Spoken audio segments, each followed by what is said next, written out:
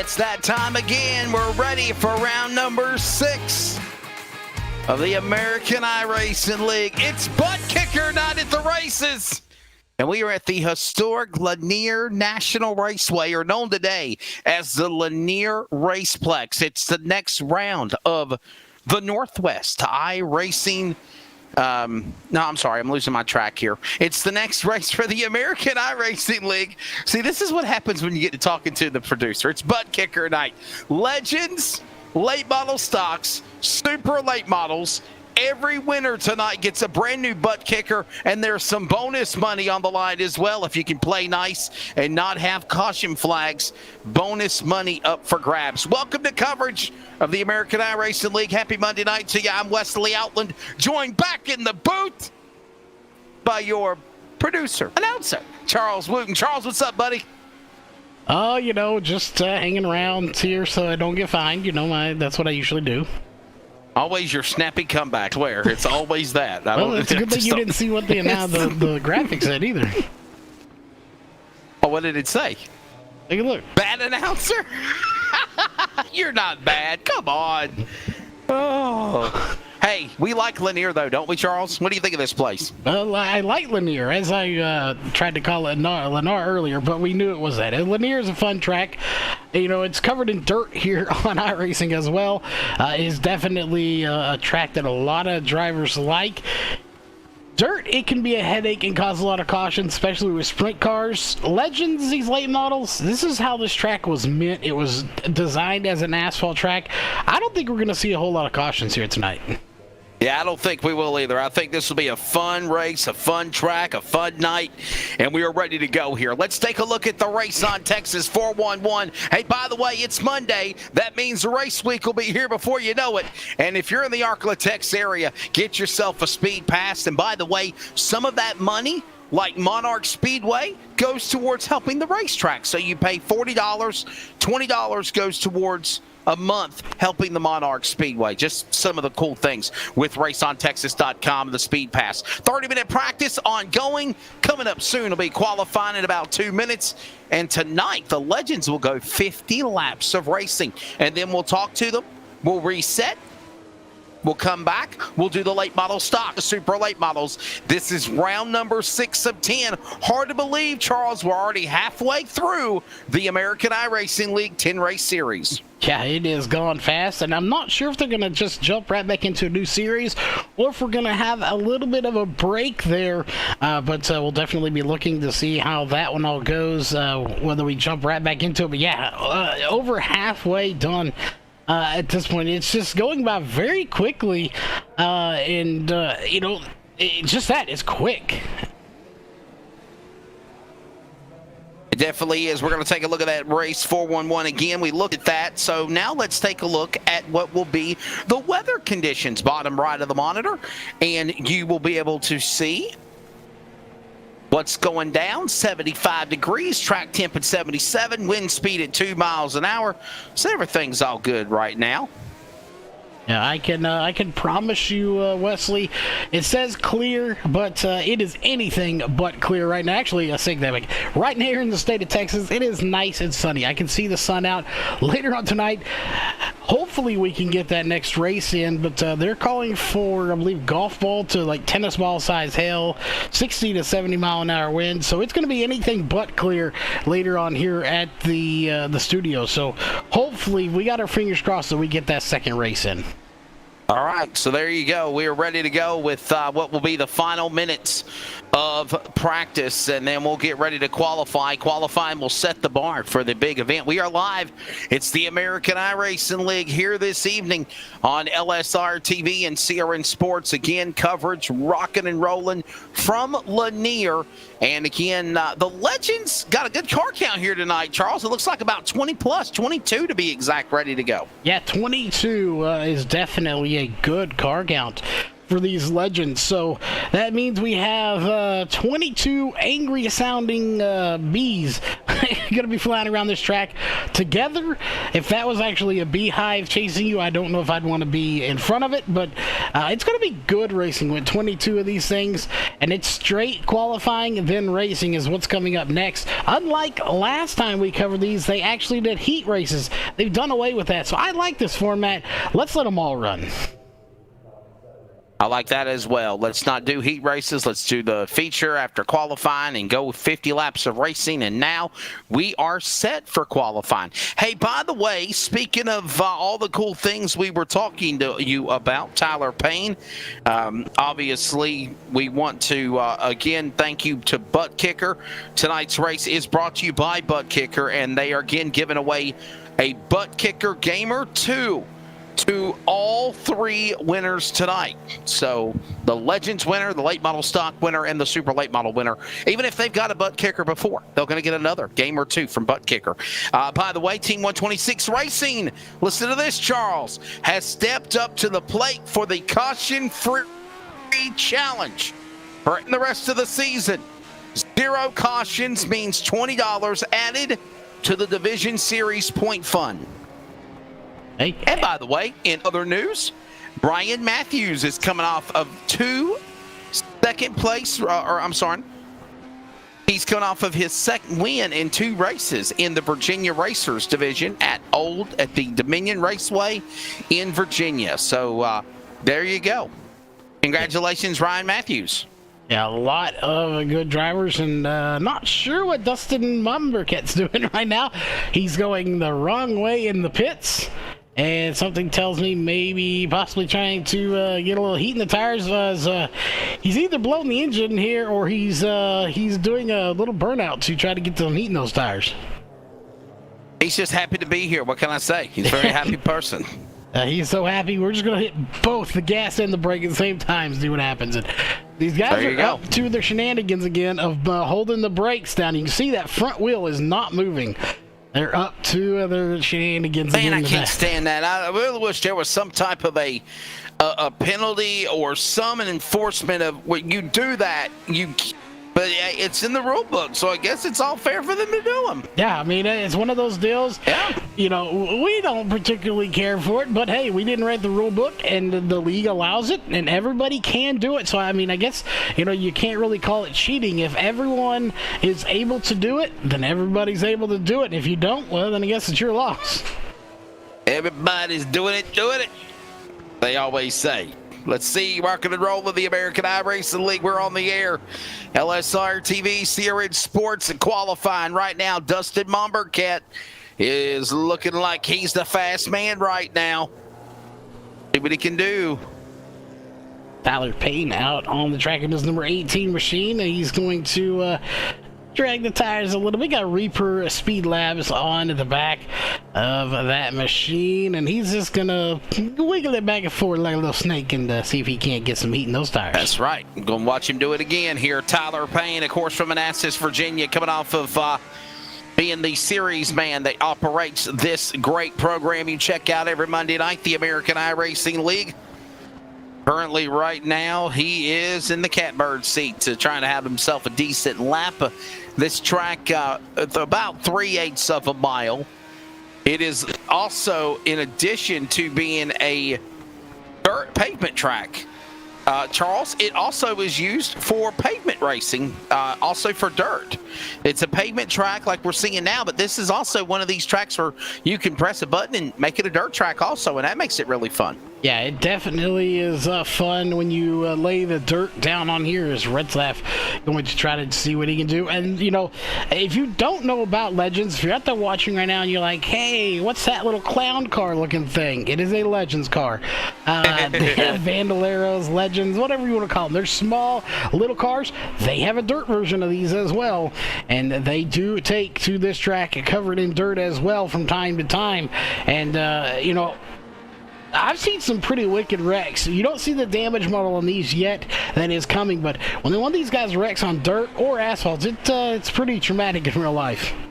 Yeah, for sure. We'll definitely Keep an eye on them. There's David Trumbley right now. Mombercat, Keneally, Polins, Martin, Folds, top 5. Tyler Payne snuck in there in 6th, and David Trumbley in the yellow 96 Legend. We'll see what he can do here.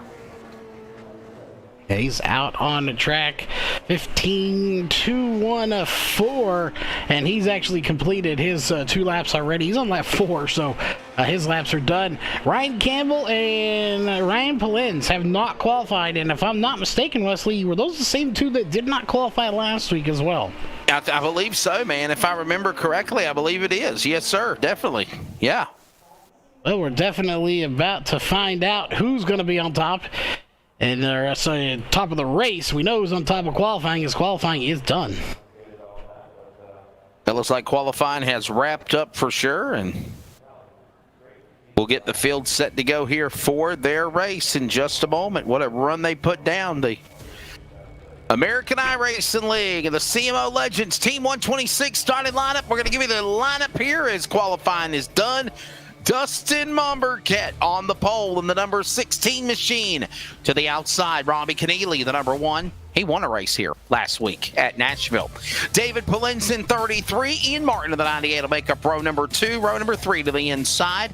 Daniel Folds in the 09. Tyler Payne in the number 18 makes up row 3. Row 4, Kyle Fowler and Kyle Meyer, the 5 in the 88. Top 10 starters include Parker Redslap from Wisconsin, mired back along with Brandon Campbell in 52. Row number 6 will find James Fold in the 109. Eric Jones in the number 11. Row number 7 we'll find Jack Brown in the 26, Jake Perkins in 59. Top 14, top 16, Cody Moorcroft in the 80, David Adamczyk in the 76, that's row 8, row 9, Eric Sellers in 44, Scott Finke in 31, and your top 20 includes Travis Hoffler in the number 20 and David Trumler in 96. Row 11 of 22 includes Ryan Campbell in the 10, Ryan Polins in the number 3. And that is the starting lineup. And it's presented by Team 126 Racing. So there you go. The field has been introduced. And Wesley, I'm beginning to wonder if Ryan Campbell and Ryan Polins are admins, because they did not race last week, they did not qualify last week, and they are doing the exact same thing here tonight. So we may have live admins in this race, and that may be them going out there and controlling these guys. As you know, they like to get a little out of control sometimes. What is it that you say? I'm just here so I don't get fined? Yes. Maybe that's how they are. Yeah, they're just here so they don't get fined. Or maybe they're maybe they're not racing so they don't get fined. That's right, for sure, definitely, yeah. So the field has been introduced.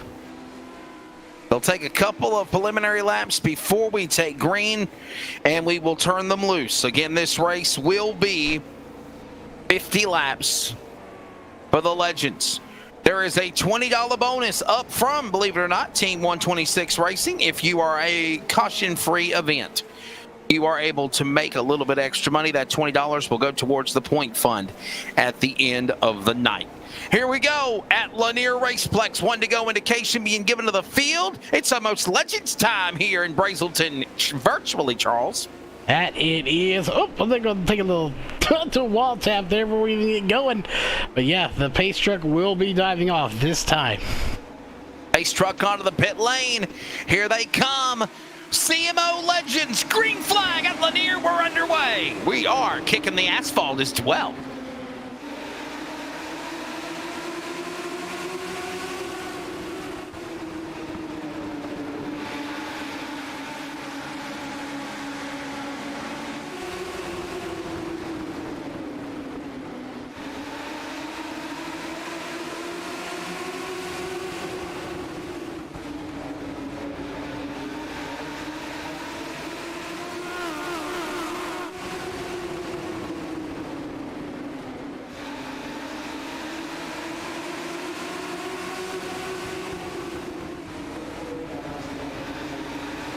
Here they come, front straightaway. Ladies and gentlemen, you have a virtual race. And look at the flash bulbs popping virtually. They got a good show for the Legends off turn number 2. And Marquette leading the way over Pollins in 33. Yeah, that is actually a fairly new feature to see the light bulbs flashing in the stands. And the night races, they really pop off a little bit more than the day races, obviously. As like you said, right now, those two out front, Marquette and Pollins, you go a little ways back here. Look at this hornet's nest. They're 3 wide back here between Folds, Meyer, Brown, and Campbell. Certainly are watching them here as they work their way off of the corner. Trouble! Turn 2, shot out of the wall, into the fence. Caution is out. And this is going to bring our first Pulse Poppers Fishing Lure instant replay, the number 59 going around. And that is our first caution. Well, so much for that money bonus. Yeah, money bonus out the window as he was having some connection issues. I think this may have played into it. I protest. We don't count this caution because it was caused by somebody who needs to check their internet bill. Possibly is right there. You see him blink, and there he is again, and there he vanishes again. Somebody forgot to check their blinker fluid, Wesley. So the caution out. Don't you just hate that, Wesley, when somebody doesn't use their blinker? In this case, they forgot to check the blinker fluid, and they just blink all over the place, and it causes you to lose a bonus. Yeah. I mean, it's one of those deals where literally we watch them, and, you know, obviously, in my opinion, we see net code. Even this net code or internet issues, I always call it ink and blink and nod, as you know, Charles. And it's one of those deals where if it does happen, it can affect anybody. I mean, it can affect us in the broadcast booth. It can affect us as announcing and production. You've had a lot of case of bad weather the last couple of weeks, as a matter of fact, in Texas. And I think you said you were in Tornado Alley again today. And, you know, Charlotte, I'm in the Charlotte area up in the comfy confines of my Hilton Gardens Hotel. You know, literally...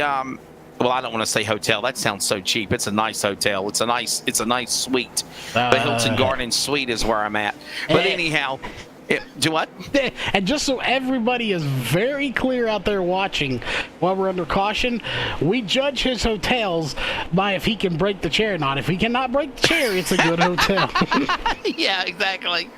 Yeah, you're exactly right. I judge it by if I could not break the hotel chair. So. But yeah, anyhow, man, anyway, I mean, you know, I digress, and we get ready to come back to the green flag. Ignore everything Charles just said. We're back underway. The green flag is back underway. Already on lap 11, by the way. I told you this race is going to go by quick.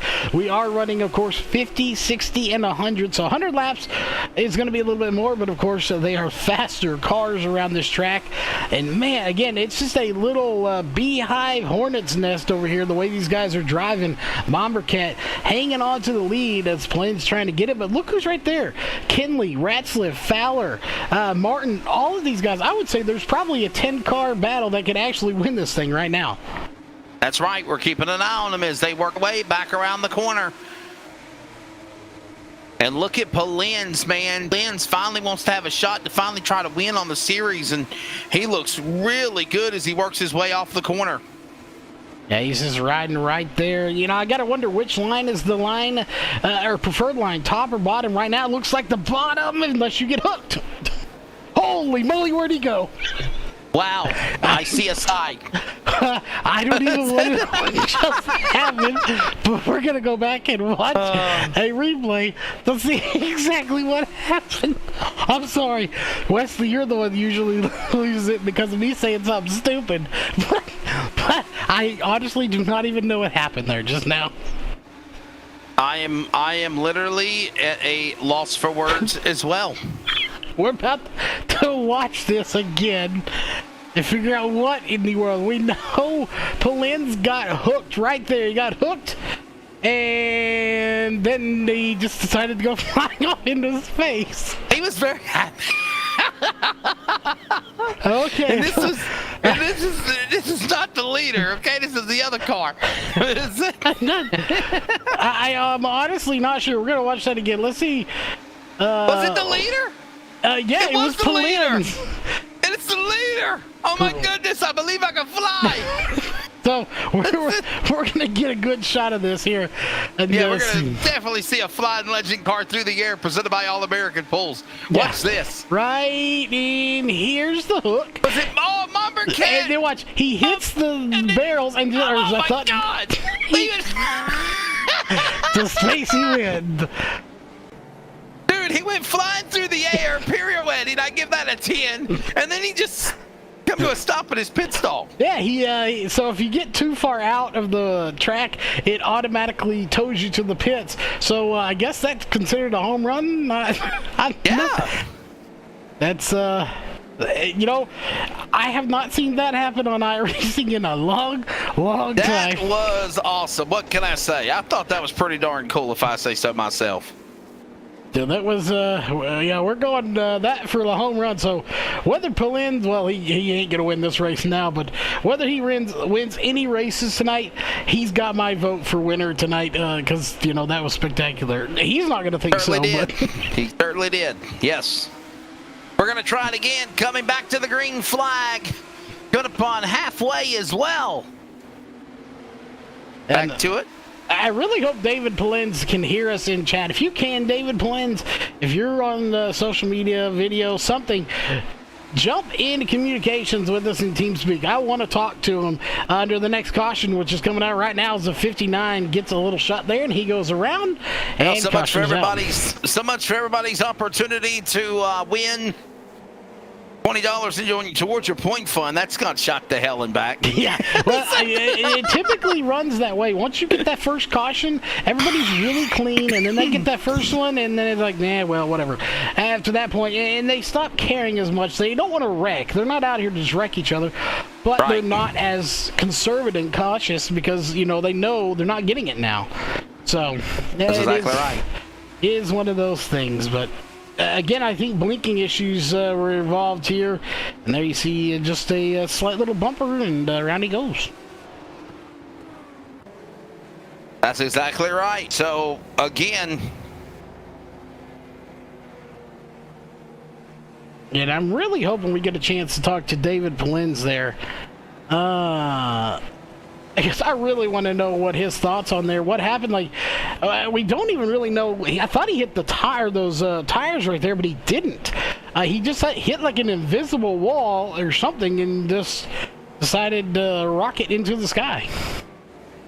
We go rocket into the night, rocket. Okay, never mind. Oh. I'm a little speechless at that one. So that was pretty cool. I mean, that you can't make that up. That's pretty darn cool. Yeah, that's the kind of stuff you can't make up when you go to a race right now.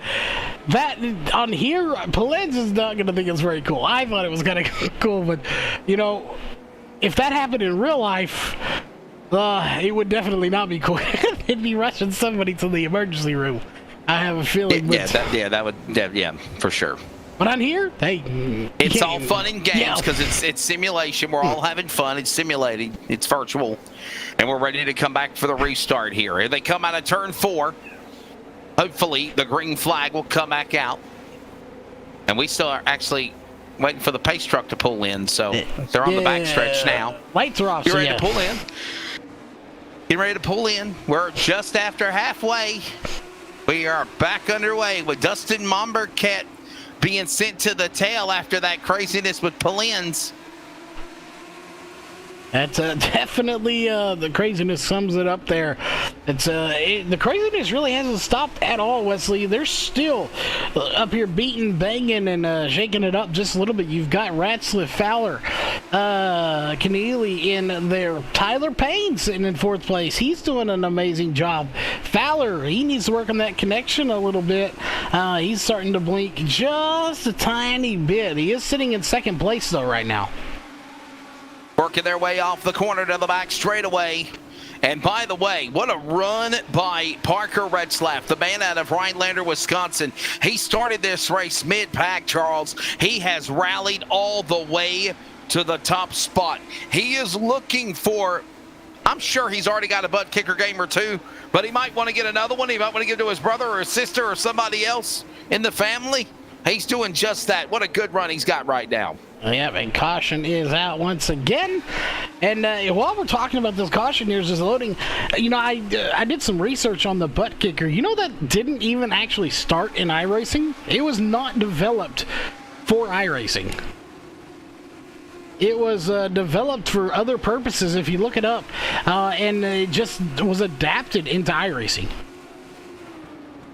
Oh, what was it for then? I don't know. Pretty wide. Look at this. And we got to find out what the caution was for. Oh, my goodness. Yeah, there you go. That's a butt kicker moment. Yeah. If you had one, you'd definitely be feeling it right there. But yeah, I looked it up at one time, and let's see. I'll have to get on the old pooter here that we're already on and just look it up. And it's not butt kickers, like I almost put. It's a butt kicker. And I'm pretty sure that it didn't start. I could be wrong. Maybe I looked up the wrong thing. I don't know. I totally could be wrong. And it looks like I am. Maybe I looked up the wrong product. I don't know. But I was originally think it was used for some other stuff and kind of brought over to this. Okay, so yeah, I was not entirely wrong. I'm looking up on their website right now, and under applications for what you can use this thing for, it is good for just more than thing you can do is for pro audio, movie theaters, home theaters. So yes, you can put it under your home theater chair, Wesley, when you're watching something with a lot of action-packed bombs exploding. It would actually makes your chair vibrate while watching in your home theater. Wow.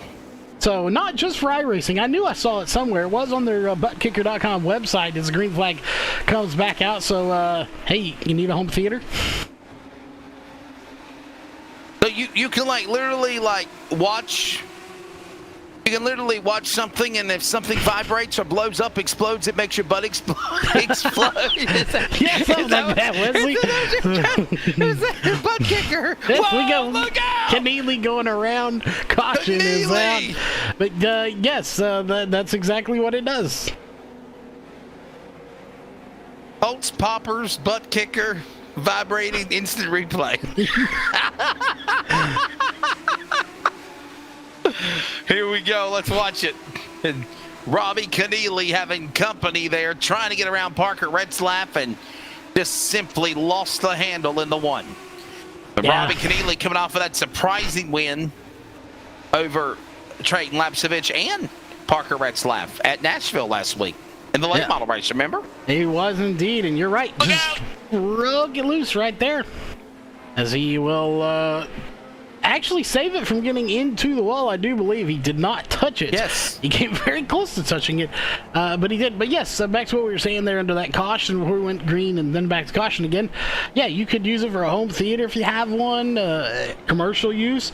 So, makes you wonder if you've ever been to a theater that has, vibrating seats when, bombs and explosions go off. If they were using a butt kicker, I would imagine they probably were using it or something like it. So that's right. Now it makes me want to go build a home theater. Well. The hits just keep on coming. We're under caution. Back with more in a moment. Lanier, CRN Sports LSRTV coverage of the American iRacing League. ETE Reman is the world's best remanufacturer of transmissions for import and domestic cars and trucks. Based in Milwaukee, Wisconsin, our customers are repair shops, auto parts stores, dealerships, and distributors. And with 6 nationwide warehouses, we're where and when you need us. So when you're looking for a transmission that is like new, only better, instill confidence and install ETE Reman.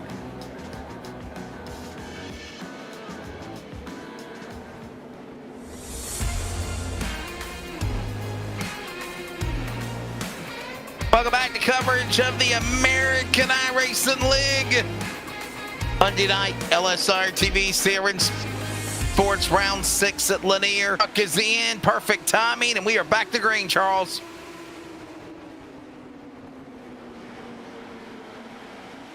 Watching him off the corner. Retzlaff throwing the block on him, and we're back under caution again. Robbie Keneally goes around. What do you know? This time he's by himself.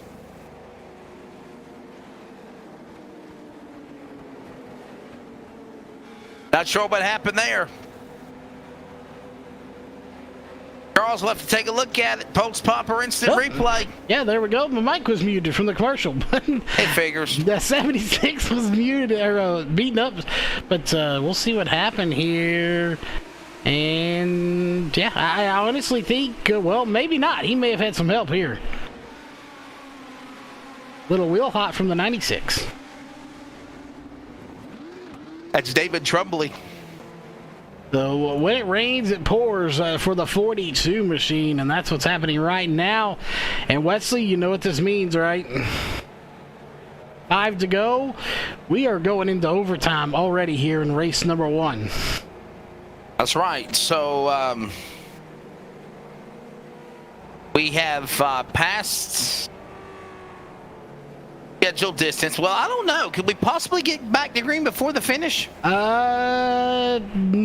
We might be able to. That caution came out with about 6 to go. Yeah, I'm thinking lap 48. We could possibly it. go back to green here. It could be a 2-lap shootout, or at least a 1-lap shootout. Yeah, I saw the 5 to go, but then you were right. The caution has to come out with 5 or less to go. The caution did not. Caution came out with about 7 to go. Right, so there's a chance we might see a 2 or 3 lap shootout here before we even go into the overtime rules. So this is going to get real interesting. One way we can find out is to do this right here. And yes, we are still at 48 of 50, the scheduled distance. That will say 51 or 52. Oh, nope, there it is, 51. So we are officially going to be going into overtime right now. Okay, so they are going to make us go to overtime now. Well, lights are off. We're going racing this time for what's going to be a 52-lap race instead of a 50-lap race now. There we go.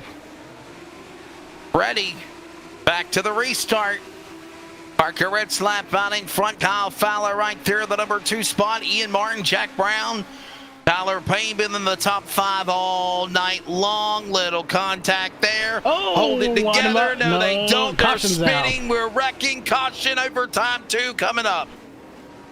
And we wanted them up good back there for this Pulse Poppers. Kyle Meyer, David Trumbley, Cody Moorcroft. Just some of the names that just got scattered, smothered, and covered.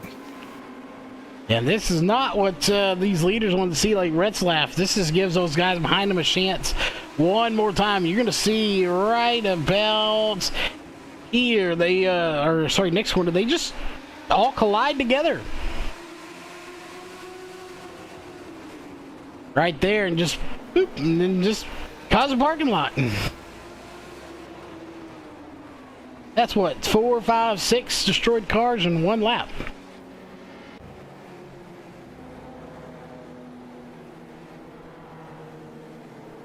So, yeah, definitely, Wesley. I think we both can agree the bonus is out the window, yes. Yeah, oh, you can kiss that goodbye. Race 20, Team 126 Racing saving that money. Yeah, they are definitely saving it here for this race. We'll see what the next 2 hold, but, you know, I said with these little cars and as wide as this track is, look at that, certainly 4 lanes wide.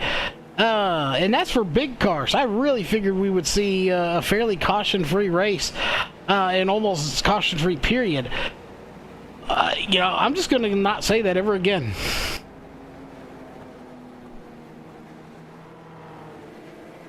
And again, by the way, this race is not over. They'll re-rack them, restack them, and we will go again.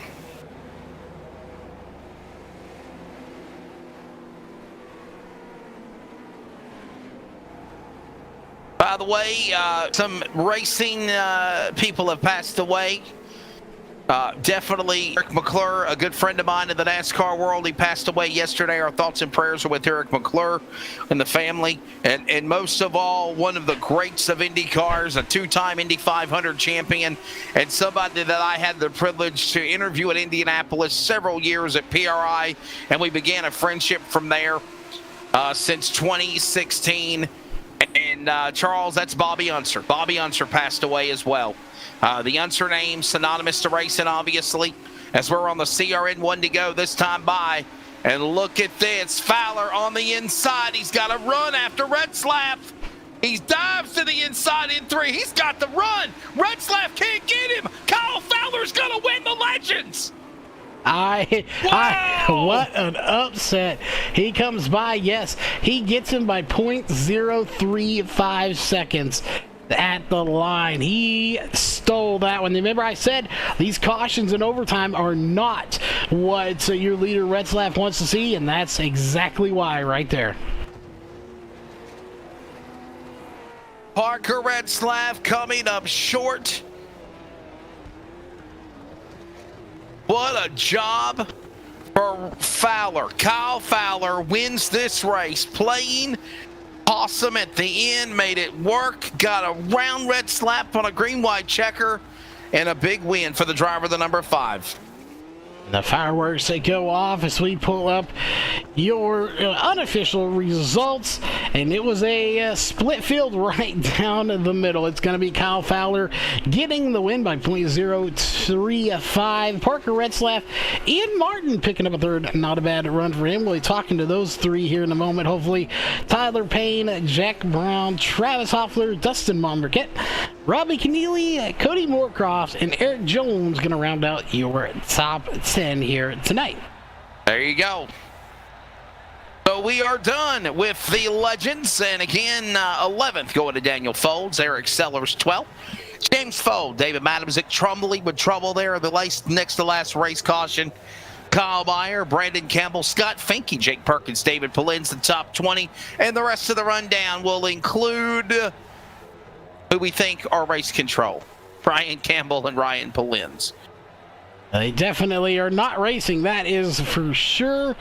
And let me check real fast. I would believe the new lobby should be up. If not, so we'll go ahead and interview. If it is, we'll jump in that one and then take a quick break. But definitely some good racing, but hopefully the next 2, Wesley, maybe a few less cautions. Yeah, for sure. It was a good race. Definitely. Can you hear me, bud? Yep, we are good, and the next lobby is open, so we can take our little break and come back. Well, I was going to say, are we going to hang tight and grab a word with these other drivers? But I don't think we are. I think we're going to go right into the next lobby, and then we'll grab the top 3, especially Kyle Fowler. I know he's going to be excited about that win here in the Legends. So the CMO Legends are in the books. Late model stocks are next. We'll take a quick break. LSRTV, CRN Sports, Monday night triple header coverage, a triple main event. It's the American iRacing League, and we'll be back from Lanier in a moment.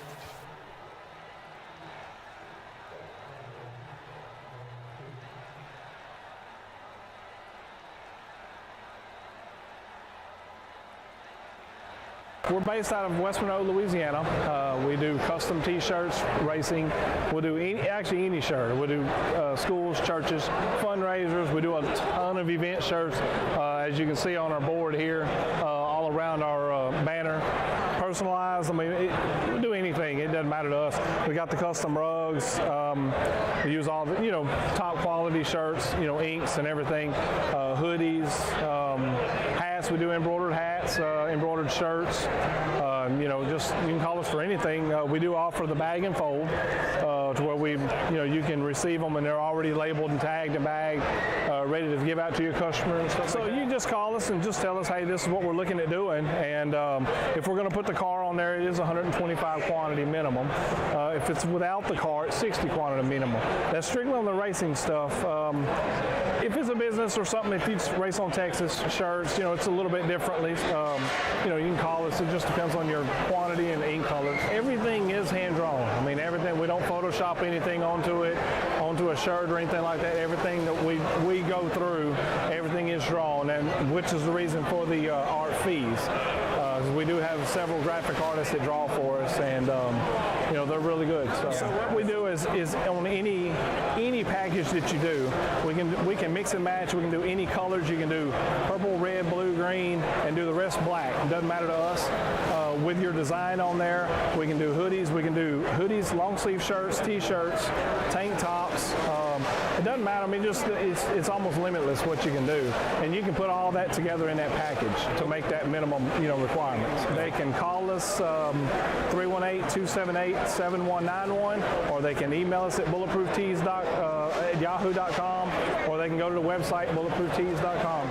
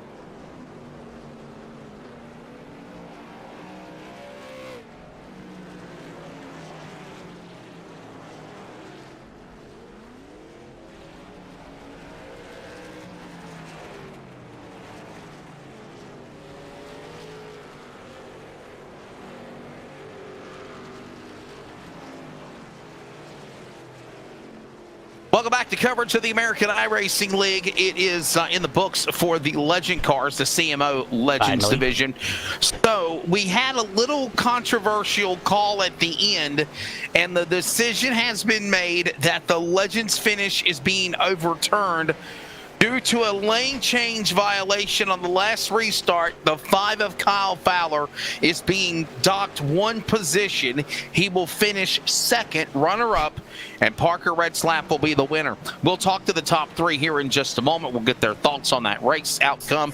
But nothing changes for Ian Martin. Ian Martin will finish in the 3rd spot on the podium. Ian, what's your take of the race, bud? Oh man, there was a wreck early on in the race with David and Dustin, and I got huge net coded. iRacing had their stupid glitch where I sent someone to the moon. I sent David to the moon and destroyed the front end of my car, and I had huge damage. So on that final restart, I was hoping I'd get a good jump and I'd be able to give the bumper to Parker, but I had no momentum at all. So I just drove it in as hard as I could every corner and wasn't able to make anything happen. I will tell you that, yeah, we saw that. That was very interesting. Yeah, killed the motor. Yeah, we were wondering what in the world was going on. I haven't seen a car get shot that high in a long time, and I'm not sure what Kyle's doing over there. Apparently, sniffing his mic or something. But yeah, you had a good run, just not quite enough, obviously, with that damage early on in the race. And do we see you in this race? I'm not sure. I don't have the list right in front of me. But are you racing the late models or the super late models tonight? Yes, I run all 3 divisions. All right, yeah, so he runs all 3. Apparently, I'm just blind. But you know, you had a good run, so Wesley kind of stole all my thunder with the questions. So I will just let you thank your sponsors.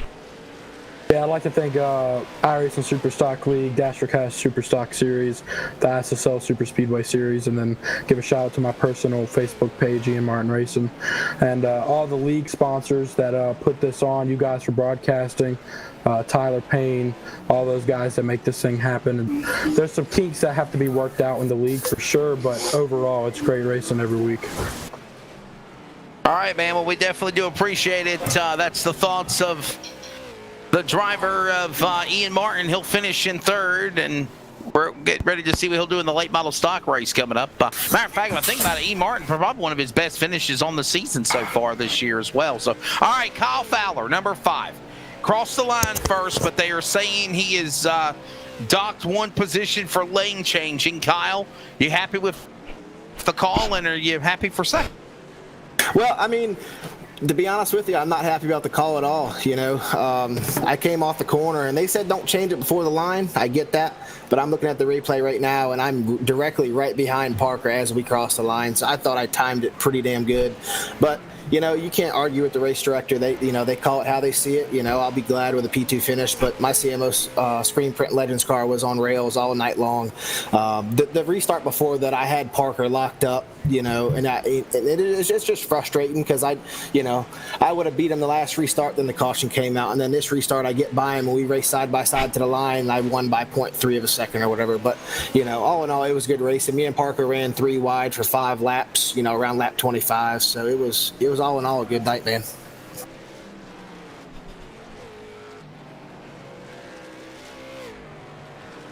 Charles, you got anything, bud? You know, it's one of those deals, you know. Unfortunately, you know, a call was made, right, wrong. You know, it doesn't really matter. At the end of the day, you still got a 2nd place finish. And you got to make your sponsors proud and thank those. So a solid run. We'll be looking to see how you finish here in the next couple of races. As the season is half over, are you ready to start a new season, or are you looking forward to the rest of this one?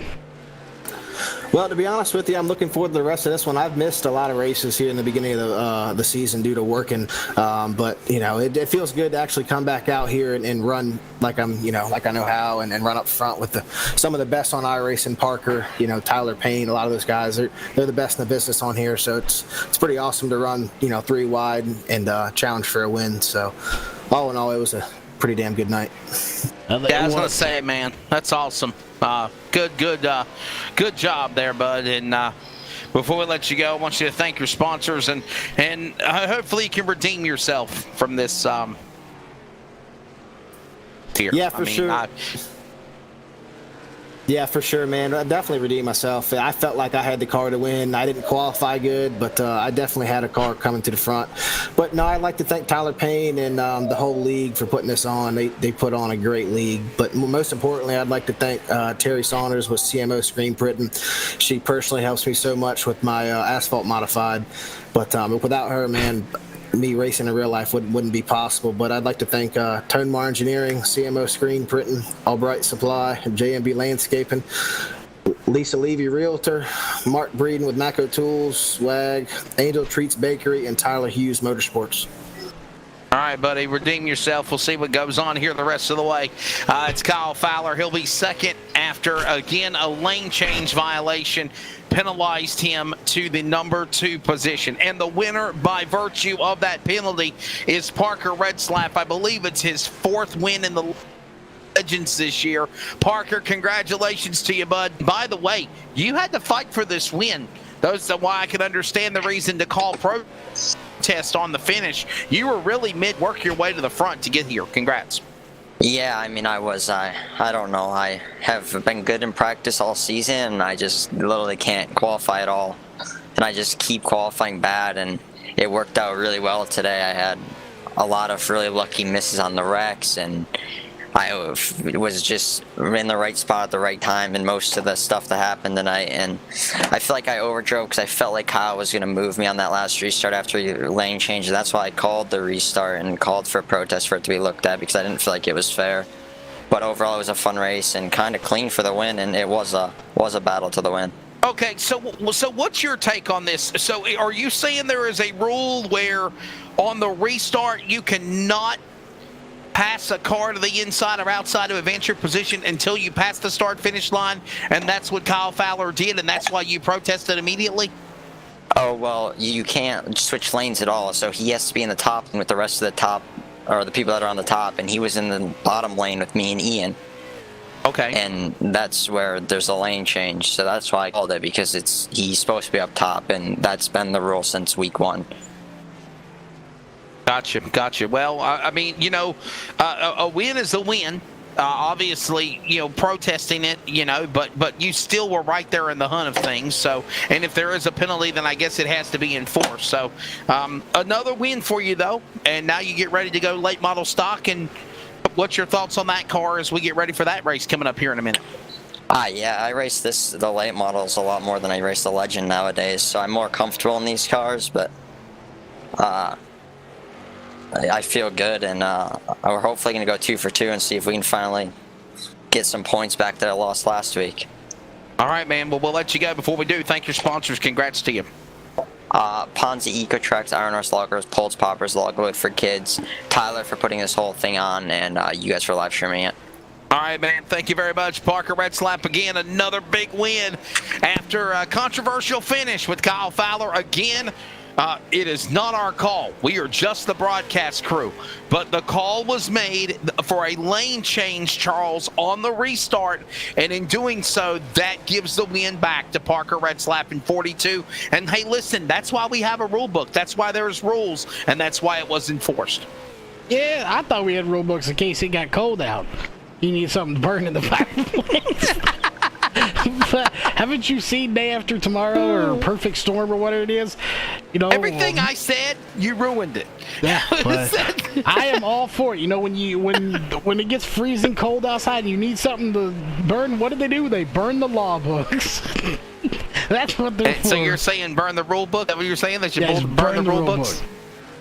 Burn the rule books. There you go. No, I'm just kidding. We do not burn rule books. If you do that, I don't know, if you're a racing fan, you've probably seen some of the videos going around YouTube and Facebook lately. I don't know if you've seen this one, as they will be advancing hopefully any second now. It was a video of a dude.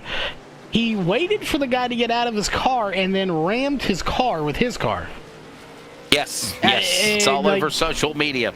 I'm pretty sure I've seen some comments that said that dude needs to be shot, hung, and otherwise just disposed of. So, well, I don't condone shooting somebody, but the comments got some vicious there. But you know, this is going nowhere fast. We need to shut you up. No, hey, I told you this is why I don't put me in the booth. Oh my goodness! Qualifying is underway. It is, finally. Oh, my goodness. Yeah, you thought I'd never get here. I'm so glad it is. Thank goodness. Oh. All right, so we have... I lost my train of thought. We've qualified on the track. Yes, we do. And they're on the speedway, and they're going. But we'll see what they all do here. Yeah, and when he laughs and loses his train of thought now, folks... You know if it's me saying something or not because my mic is open and I am in the booth tonight. So that's true. And really, let's be honest, the only reason that I'm in the booth is because I snuck in here and found the key under the mat before they locked the door. So otherwise, they probably would have locked me out. There you go. All right, so that is what's down for real. It is qualifying. We're going to keep an eye on them now as they are on the racetrack, ready to roll. Yeah, David Trombley. Let's see what he'll do here. Carlos, I finally decided what I'm going to do for dinner, brother. I'm going to be your friend, man. I'm going to get the delicious Taco Bell for dinner tonight. What do you think? I don't know who's friend. You ain't my friend. You sure ain't coming over and staying with me. No way. No Taco Bell? I mean, you can eat Taco Bell, you just ain't eating around me. He said... I mean, there's a reason they call it Taco Smell. Oh, well, I would love to have Whataburger, but, you know, there's nowhere in sight, so... Well, that's because they're not in Texas. Is it? Hey, I want to say, qualifying is on course now. Is it just me, or do these cars, they're running roughly about the same time, but they seem so much slower getting around this track than the Legends. The Legends, maybe it's because they're smaller, they just seem to be faster, but these cars, technically running about the same times. Yeah, kind of close to it, and we're going to keep an eye on them here.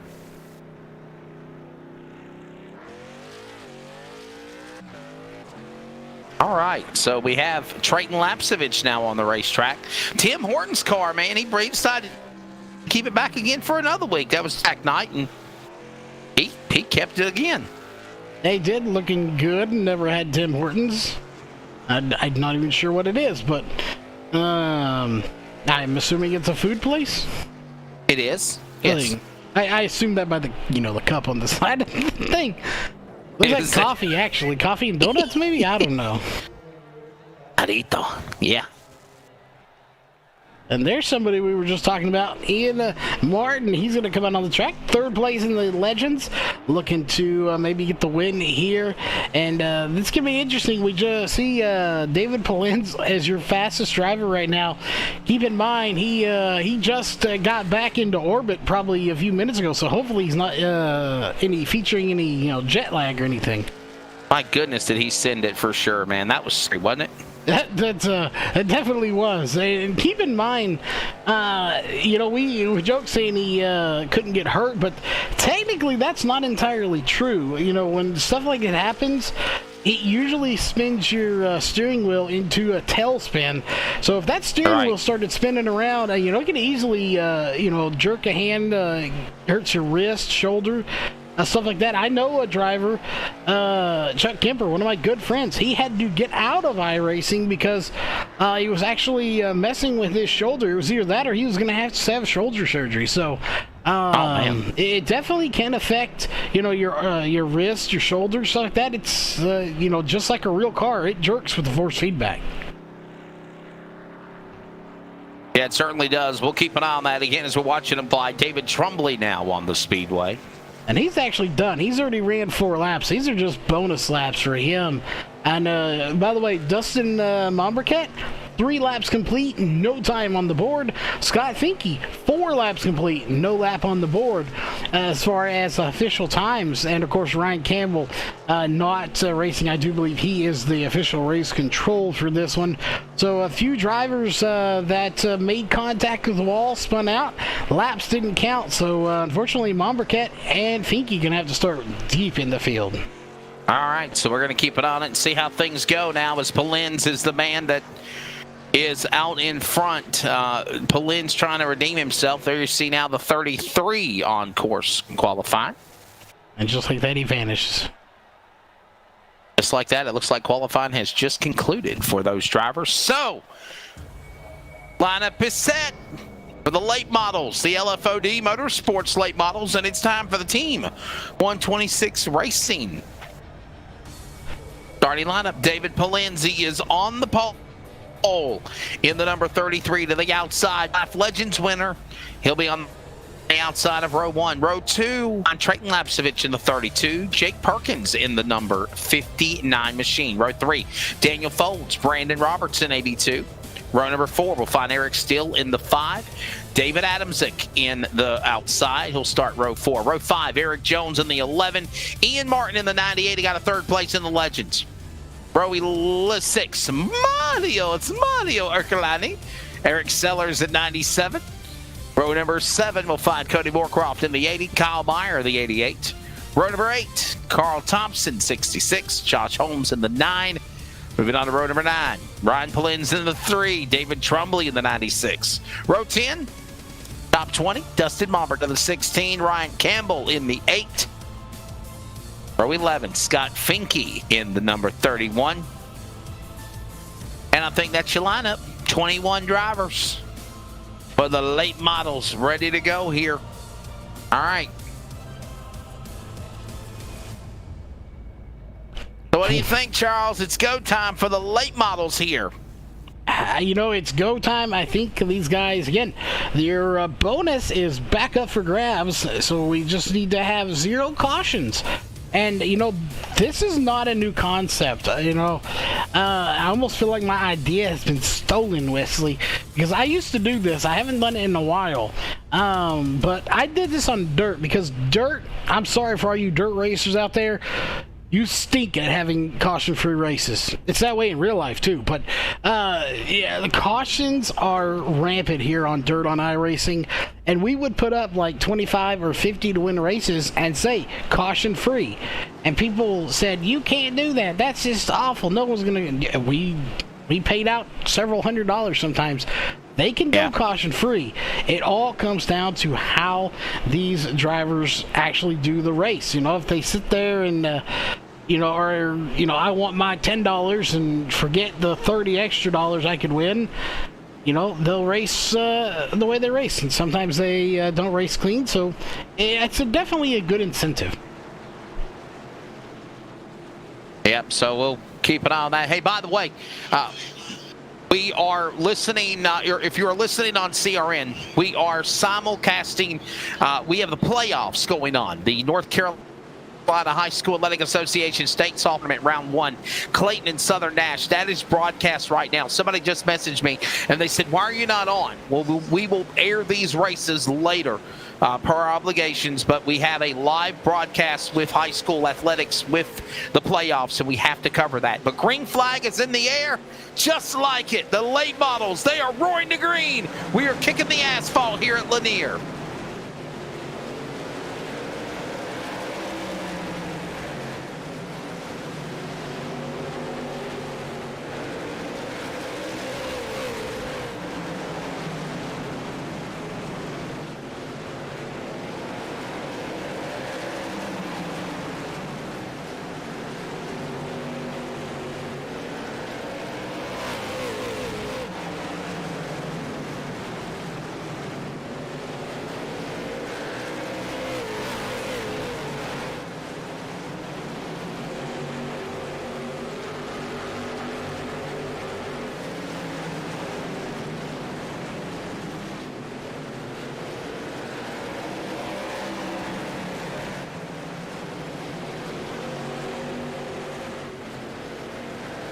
All right, we're underway.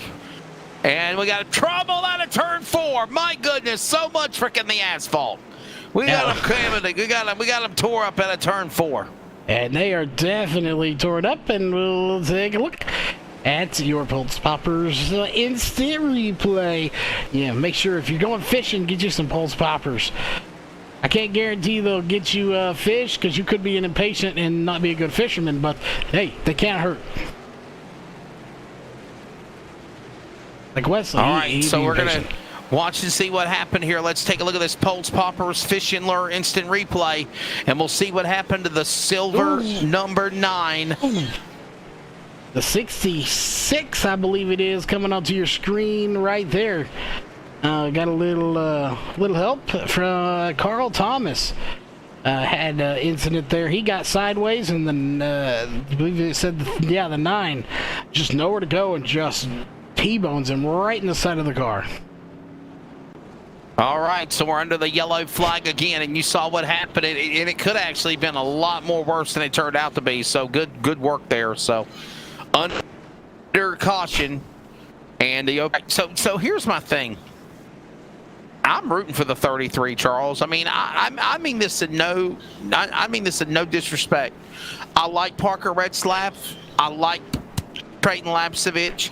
I like all these guys, but it seems like they are the cream of the crop. They are the pick of the litter that are always there at the end to win these things.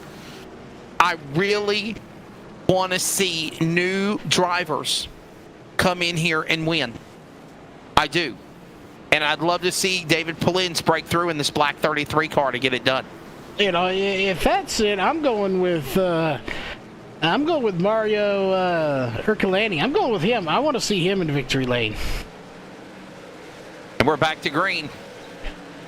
And you beheld me. I didn't call him cannoli tonight. Aren't you so proud of me? Mario Ercolani, Mario. Green flag racing. And I don't know how good your vote's going to be right now, as that 33 is under heavy pressure from Parker Retzlaff. And Trey Lapsevich, and he's saved by the caution flag. Yellow flag is out again. Yeah, we got 2 involved. It's going to be Trumley and Ryan Polins. Yeah, are they related? In this one, I don't know. I don't think a Trumley and a Polins are related, but the 2 Polins may be related. Probably brothers or father-son would be my guess. Again, could be brother-sister or father-son or daughter. I don't know. 4 wide, this thing gonna work. Oh, I say corrected, Wesley. It worked. The 3 wide didn't work, but the 4 wide did. Yeah, it surely did. Wow. One way or the other, it worked. What a way to get it done.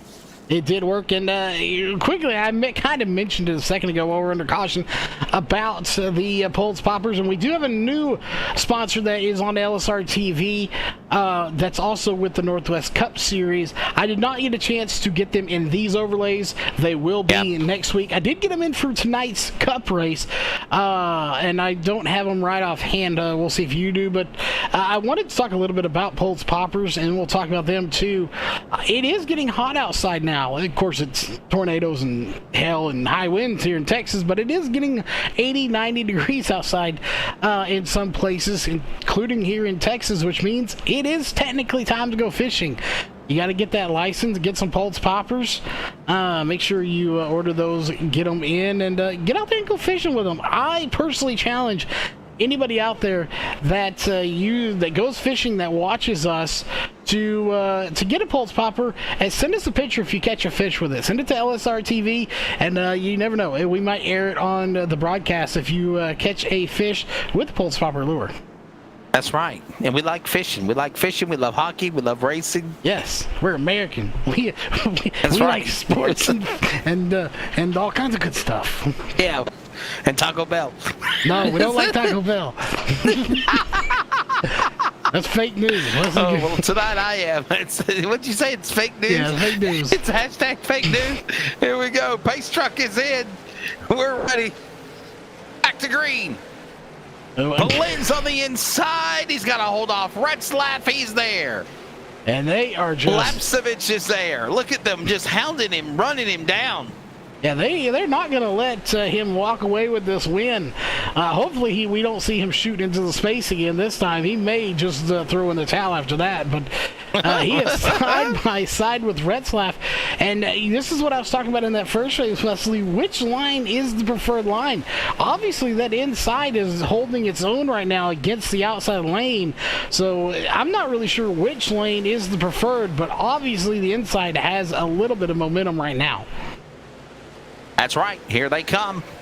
Run straight away, another lap in. By the way, these guys are going to go 60 laps tonight.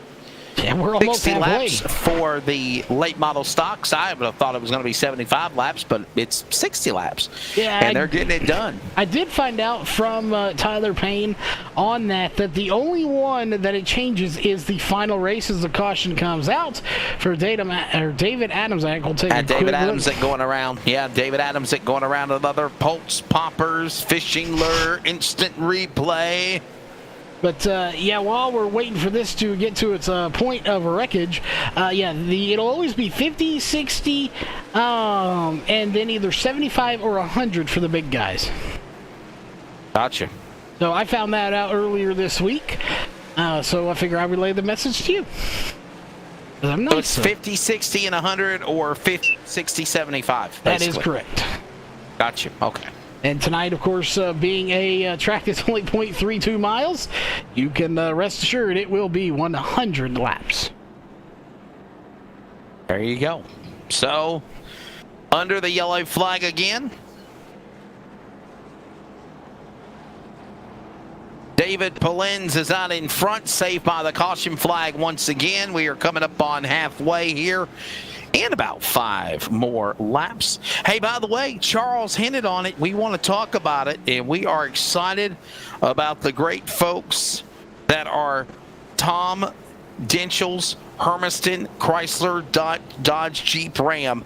They have jumped on board in Hermiston, Oregon as the title sponsor of what will be the Tom Dinchel Hermiston Chrysler Dodge Jeep Ram Northwest Cup Series. That is effective immediately, Charles, beginning tonight at Darlington. Yeah, and a big shout out to them. It is a dual partnership. They are also a partner of LSRTV and the Northwest Cup Series. So that's awesome. We will be talking about them here on the broadcast as well. Unfortunately, Wesley, that sponsorship didn't come with a free car from me or you. So, I'm not sure what we get out of it, but so we get to mention them and we get that joy, but no free car. So, I could have used a nice Jeep. Maybe with a 6-inch lift kit on it. There you go. That just being picky. Well, maybe we'll work some kind of a 80s model vehicle for you and get one of those old cars used. That'd probably last long. I want me a nice lift kit. I want a full-size rock crawler like you have in RC cars. Listen to you and your damn RC cars. We're back to green. Here we go. And Polens is holding off Retzlaff at bay. Here he comes to the inside. Still in the lead. And by the way, we're ready for the second half of the race. The second half is just about here. Oh, Retzlaff going to give him a shot there right in the door panel and say, I'm here. You can let me by now. But Polens not having any of that. Officially, though, Retzlaff did lead that lap, which means if we have a caution, it would resort to that particular lap. And so we'll see Lapsevich right in there trying to make something happen as well in third place. He's going to take second. And here they come. Back off the back straightaway again. Parker Retzlaff leading the way. Retzlaff, Lapsevich, Polens, 1, 2, and 3. Polens will fall back to third. We can still stay single file here. Work our way around the racetrack to the back straightaway. Parker Retzlaff now back to the lead. Lapsevich in second. Charles, I wonder if they heard me on the broadcast and I ticked them off when I made the comment about, I want to see somebody beside Retzlaff and Lapsevich win. What do you think? Well, they're like, all right, listen, just for that, we're coming after you, buddy. Right, we do know these guys tend to listen a little bit. So, oh, yes. There's a really good chance that you just irked them, and they're like, you know what? We're not going to let him win now. And by the way, and I say this in all humble honesty, I'm friends with all these guys, and I mean it. I mean that comment with no disrespect. No disrespect. But you know, the old cliche is if you want to beat the best, if you want to be the best, you got to beat the best. And honestly, in the American iRacing League, Charles, it is between Dustin Monberquette for the Legends, obviously, because he struggled in the big cars, the fendered cars. But it's between Parker Retzlaff and Trayton Lapsevich, honestly, week in, week out. Yeah, it definitely is. As you're watching a battle for the lead, I can confirm that another person out here in the chat, which we're keeping an eye on, says that they pretty sure they were originally for drums. Drum stools. So I referring to the Butt Kicker, one of the sponsors here tonight. So yeah, a lot of applications for those butt kickers. So Retzlaff almost scraping the wall. Even if you don't need one for this, hey, you might be able to pick yourself up a drum set too, and potentially, use it for that. But Parker Retzlaff just got pushed all the way back from first to third. That's going to put Lapsevich out front, followed by David Polens now. Certainly did. We'll keep an eye on that as they work their way back around the racetrack again. Look at this, closing in on the final 20 laps of this race. Out in front, Lapsevich now getting around and making something happen here. Yeah, and this race wrapping up very quickly, just like the first one did. And I have a feeling that the third race will be just as quick as well. So we'll just have to keep an eye on that and see. And these guys, Wesley, I think we can confirm we've had a few cautions. But so far, they're racing quite a bit cleaner than the first race, for sure. Yeah, they certainly are. I mean, I'm very impressed with the way they're driving and respecting one another, if you will, staying out of harm's way, and got a good run going for them right now. Watching them as they work their way back around the racetrack again. Back straight away, you see Polens hanging right there with them. Retzlaff right there with them. They're right there within a cat's whisker of each other. One wrong slip and somebody will capitalize here. Still a lot of racing left to go as well. Yes, definitely there is. And going on board here with Parker Retzlaff, you can see just how close these guys are with that elite Reaper Speed Labs machine just in front of Parker. He's trying to run him down, but I just don't know if he's going to have the time to do it. We're fixing to be coming up on 10 to go here in 4 laps. So laps winding down very, very quickly. Yeah, we certainly are, and the laps continue to tick away. We'll watch them as we watch them come into the line, coming up on 19 laps to go. Look at Lapsevich still lead, but here comes Polens. Boy, I'm telling you, man, you ever heard of that song on the Campbell's commercial? Hungry, hungry. Well, Polens is hungry, Charles. He wants to get this win. Yeah, let me go back to 1940 and I'll figure that one out. His contact made, and that's going to send Lapsevich around and caution is out. Hungry. Hungry. It's not a, by the way, it's not a 40s song, okay, you smart ass. Oh, my goodness. Well, anyhow, without a further ado, we are back under caution again. Yeah, and Ray, you're about to see it. He just wanted this bad. Man, I hope they don't penalize Polens. You think they're going to penalize Polens for rough driving, do you think? I honestly don't think they will. Here's your Pulse Popper Fish and Lure instant replay. And whoa! yeah. Lapsevich just drove in there too hard. Yeah, he just drove it in too hard. He actually didn't rough him up. He got sideways and just bumped him. Yeah, I don't see how there's any way, shape, or form that you can call a penalty on Lapsevich for that, or on Polens. I 100% agree. No fault. He just drove it in too hot and just slid it sideways. And unfortunately, Lapsevich was there battling with him, collected him, and Lapsevich really got the worst end of the deal anyways. He got smacked. And nope, they're putting Polens at the back of the field. Are you serious? Wow. That is unshame. Now, I will say this. I disagree with that call. I don't agree with it. I do not see what Polins did wrong here, Charles. I really don't. Yeah, he definitely just overdrove it into the corner, drove in a little hot, and he was already sideways, and he basically just tail whipped Lapsevich with the back of his car and spun him out. And I mean, yes, he did spin him out. If that's the ruling they go with, he did cause the caution, whether it's intentional or not. So Tyler Payne, the director, says both drivers involved in the wreck go to the back. But my question is this. The 33 never spun. He never stopped. He never lost forward momentum. He kept going. So how can you say he's the cause of the caution or he's part of the caution? I'm sorry, I disagree with that. We're back to green, and guess what? Parker Retzlaff back out in front. I mean, I can definitely, I think I can see it. He never lost momentum, but, Right. It's like that first light of a lighter. You light it, and then it spreads, and it burns something down or whatever. It was the initial cause of it from the tail whip. So I can see where they faulted him for it. It's unfortunate, regardless of how you see it. That is for sure. But this looks like it's going to give the win to Parker Retzlaff for 2 in a row here tonight, as we're coming up with right now just 4 laps to go. Yeah, the laps are done here.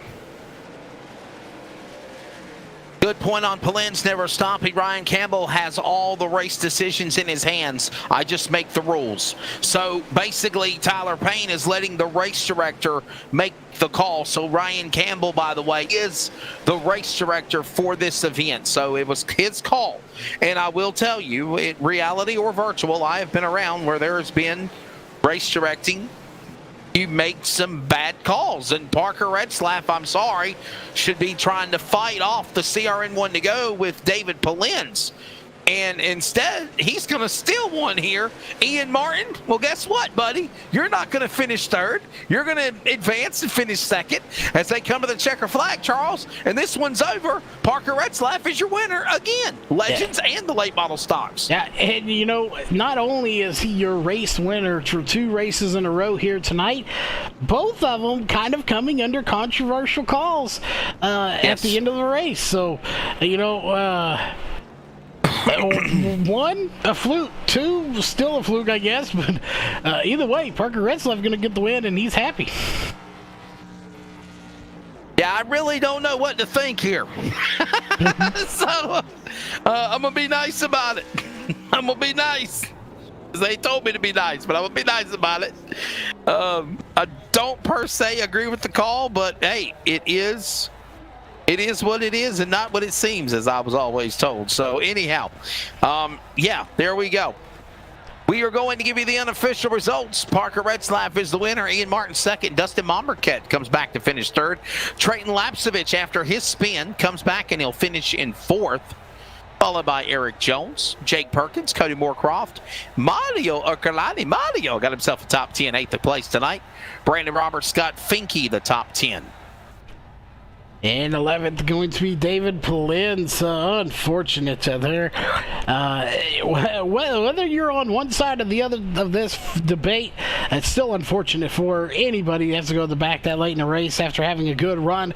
Followed by David Adamczyk, followed by Eric Sellers, Kyle Meyer, Daniel Folds, Josh Holmes, David Tremblay, Carl Thompson, Ryan Polins, and Eric Steele, and of course Ryan Campbell not actually racing. And you notice we did not see Kyle Fowler here. He said he was racing. However, he opted to not make the start after that controversial call in the first race. So, not sure what happened there, but he did not start. Yeah, there was definitely a decision made there, and I don't think he agreed with it. And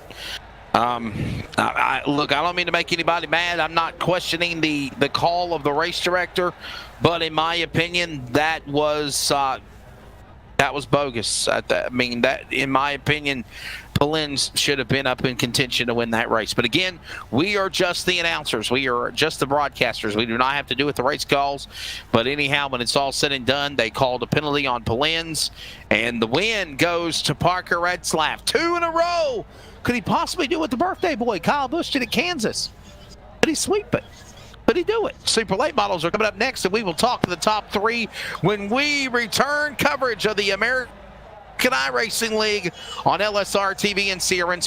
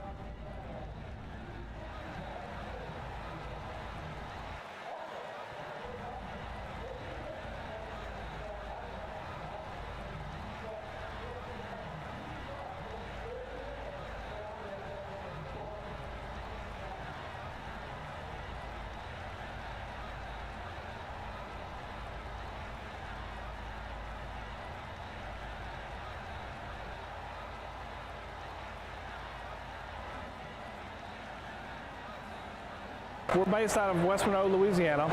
We do custom T-shirts, racing. We'll do any shirt. We'll do schools, churches, fundraisers. We do a ton of event shirts, as you can see on our board here, all around our banner.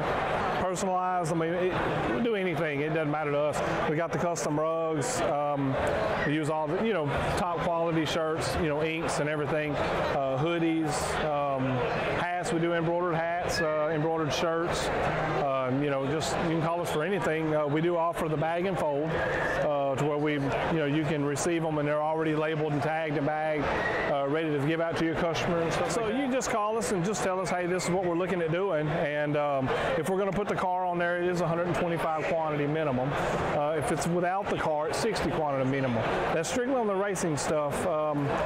If it's a business or something, if you race on Texas shirts, it's a little bit differently. You can call us. It just depends on your quantity and ink colors. Everything is hand drawn. I mean, everything. We don't Photoshop anything onto a shirt or anything like that. Everything that we go through, everything is drawn, and which is the reason for the art fees. We do have several graphic artists that draw for us, and they're really good. So what we do is on any package that you do, we can mix and match. We can do any colors. You can do purple, red, blue, green, and do the rest black. It doesn't matter to us. With your design on there, we can do hoodies. We can do hoodies, long sleeve shirts, t-shirts, tank tops. It doesn't matter. I mean, it's almost limitless what you can do, and you can put all that together in that package to make that minimum requirements. They can call us 318-278-7191, or they can email us at bulletprooftees at yahoo.com, or they can go to the website bulletprooftees.com.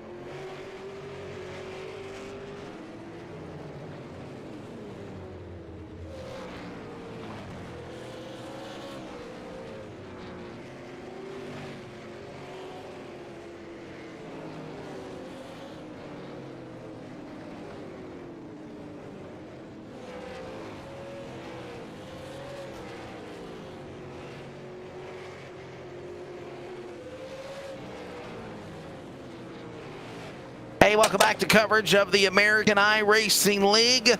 LSRTV, CRN Sports. I'm Wesley Outland. Charles Wooten has stepped to prepare for the super late model race. Hey, that's coming up next.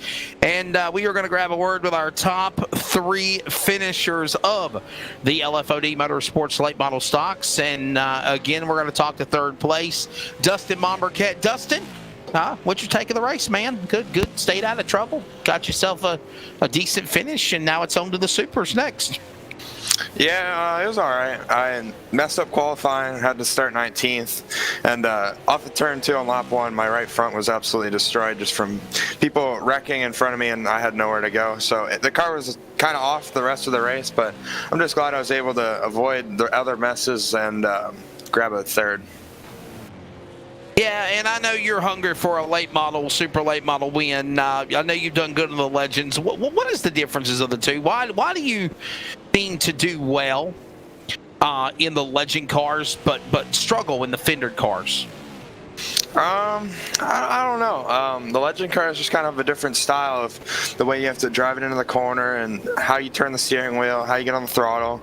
The late models and supers, I feel like I'm okay in the late models. I usually run top 3 to people like Trayton or Parker or Ian every week, so I feel good about that. It's just the super late models, I still got to figure them out a little bit, and it's just going to take laps, but I'm confident I'll get there eventually. All right, man. Well, I'll tell you what, you are doing, hanging in there, getting ready for this super. What do you think of Lanier? Can you take something from this late model stock event, top 3 podium, decent in the Legends event, and try to knock out a win here, or at least a podium for the super race coming up next? Yeah, I think so. I think I'll be all right. I actually really like this racetrack. I always have, so I feel confident in pretty much any car here. So I don't know if I'll have anything for any of them top guys, but I'm going to try. All right, man. You got anybody want to thank sponsors? Yeah, I got to thank Devin Morgan. He was spotting me there. All the Duke Matthews Racing, Russell Brown Race Cars, Pulse Poppers, Shaw Motorsports in real life, and you guys for putting this on. Thank you. All right, man. Dustin Monberquette is in the 3rd position here tonight for the late model stocks, the LFOD Motors late model stocks. Team 126 racing super late models. They're on course now practicing. They're going to qualify here in about 5 minutes or so. 2nd place to Ian Martin. Ian, I was rooting for you, bud. You were so close now. 2 podium finishes. 3rd in the Legends, 2nd in the late model stocks. Your take of the race. All around, it was a good race for myself. Starting 10th with absolutely no practice. That pizza really killed me. I'm happy with the 2nd place, but like I've said all season long, I'm chasing that W. Finishing 2nd to Parker really sucks, but I'd rather finish 2nd than finish in the back wrecked, so I'll take it. Yeah, definitely, bud. What's your take? I mean, the race seemed interesting. I mean, there was some kind of another crazy controversial call. I gotta wonder if there's a full moon over this place virtually at Lanier tonight, but anyhow, it is what it is. The call's what the call is, and we saw what happened with Polins and Lapsevich. Obviously, you stayed out of trouble, so 2nd place. Could we see you go 3-2-1? Could we see you be a contender to win the super late model race coming up next? I'm hoping to be able to contend for it. I'll be happy with the top 5 finish in it. That's the goal every week for every division. It's top 5. Consistency is key when running for that championship. But it would be nice to go for a win. I ran a super late race earlier in the week at Lanier. I don't have much time to practice for these races. I normally get in, run what time I have in the actual practice session itself, and then go out there and dig. So maybe that seat time earlier in the week will help me, maybe not. I'm going to give it all I got. Lanier is my favorite track on the simulator, so hopefully I can show that tonight. All right, buddy. Well, man, I'll tell you what, everything looking good for you. Before we let you go, why don't you thank your sponsors on that number 98 machine, and we'll see if you can go officially. 3, 2, 1, checker flag in the super late model race coming up next here at Lanier. Yeah, I'd like to give a shout out to iRacing Superstock League, the ISSL Super Speedway Series, Dash for Cash Superstock Series, personal Facebook page, Ian Martin Racing. Follow that for post-race updates and more. You guys for broadcasting, Tyler for putting on the league. Like I said in the Legends, there's still some kinks that need to be worked out, in my opinion. But overall, great racing every week, in and out. Couldn't ask for a better league to run in with the top guys every single week. Yeah, it's like what me and Charles talked about. We're just the broadcasters here on LSRTV and Sierra Sports. But, we've been around this industry a long time, and there's definitely some kinks and some things that probably need to be looking assessed or changed in the rule book, in my opinion. In my humble opinion, I think we should have been talking to Polins somewhere in the top 3, unless he had a hiccup again on his own that cost him. But again, we are just the broadcast talent. But anyhow, Ian Martin, good to you staying out of trouble, getting a second out of the deal. Ian Martin of the 98, second. We're going to go to victory lane again. He won in the Legends. He won in the late model stocks. And even Parker, you said it yourself, man. You even said humbly, man, I hate that happened between my teammates Lapsevich and Polins. I was really thinking something was going to be there. And they get booted to the back. You settle for another win. What's your take of the race here for late model stocks? Yeah, I mean, I feel like I burned the right front off my car really, really bad trying to pass Polins at the beginning of the race, and then the lap switch passed me for the lead, and then I was just kind of riding behind them, and Polins got underneath of him, and they're both my teammates, so I was expecting a really hard race between us, and Polins got loose and got into lap switch, and I got the lead out of it, so I can't be mad about it, but I think it'd have been a lot more fun to race it out with my 2 teammates and see who came out on top. I was going to say that, Parker. What's your take of what happened? You were right there amongst all that was going on. Yeah, I mean, David just got off in the corner. In the late model, if you hit the brakes a little bit too hard, gets free with the back of the car, and that's what happens. You get free on entry and just caught lap switches left for her, and it turned him around.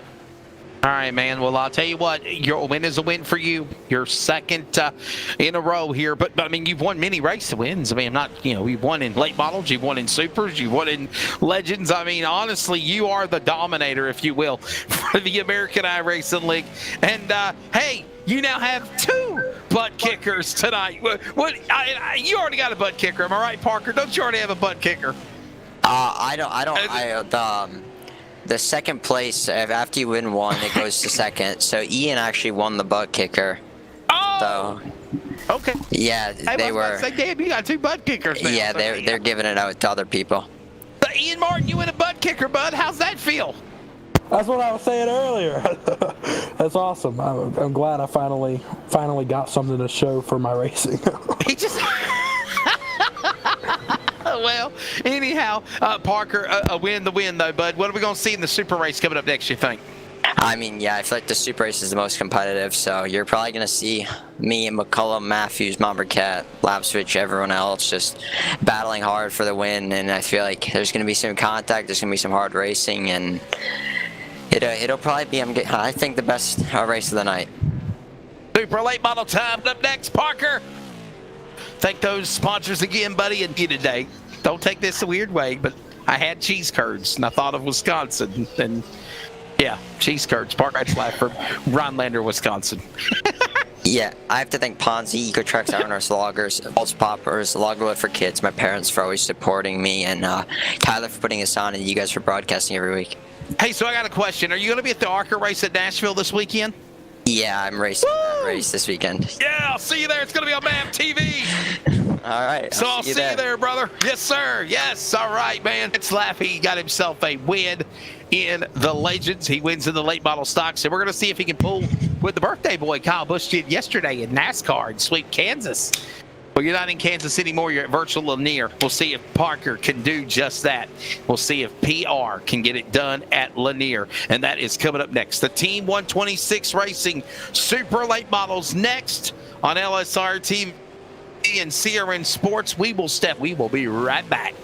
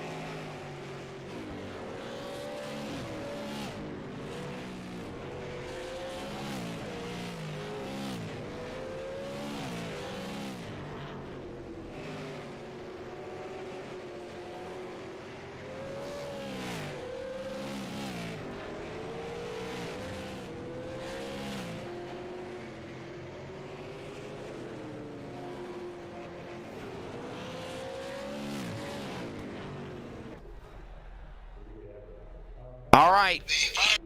Welcome back to coverage on CRN Sports as well as on LSRTV. We are getting ready now for the Team 1 Racing Super Late Models. And Charles, man, even the winner, Parker, even had something to say about that finish in the late model race that took the pull-ins out of the contention.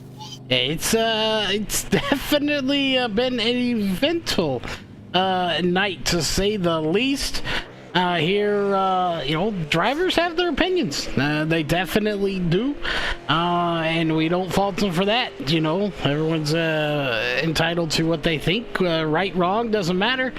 We all have our thoughts. And like I said, it's just been an eventful night here for the American iRacing League. It has, definitely. And we'll get ready now for qualifying. Qualifying about to get underway for the drivers of the Team 126 Racing Super Late Models. Kyle Meyer is the man on track right now, 13.647. And it looks like this will be his best lap. Here comes Dustin Momberket. Momberket, Charles, in a white number 16 instead of a black one. Normally he's in a black car. Yeah, interesting. Changing it up a little bit. Yeah, a little maybe Cheech and Chong maybe going on over here. Maybe what is it, the karate logo? It's got the black and the white. Maybe this is his white hat version. Maybe this is his nice version. When he's in the black, when he's evil. When he's in the white, when he's good. I don't know. We'll see.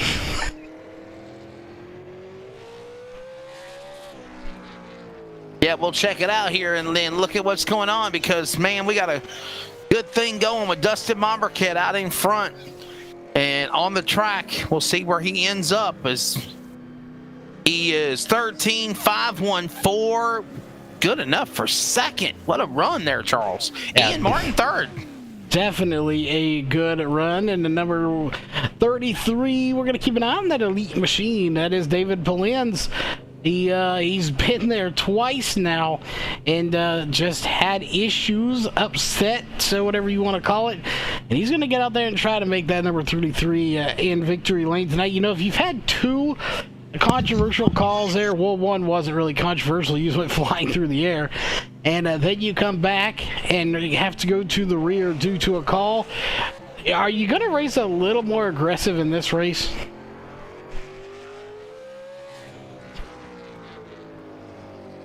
Charles, I'm back, my friend. I just had DoorDash deliver my food, my friend. My food.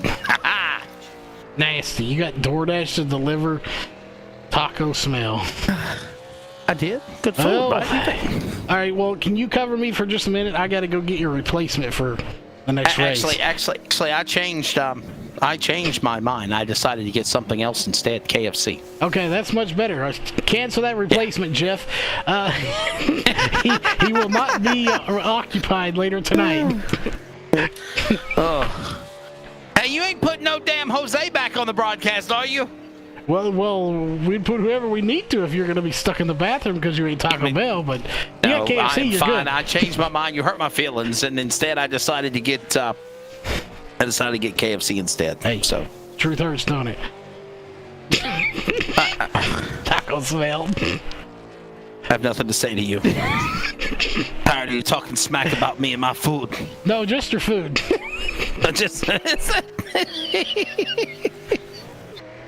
All right, ladies and gentlemen.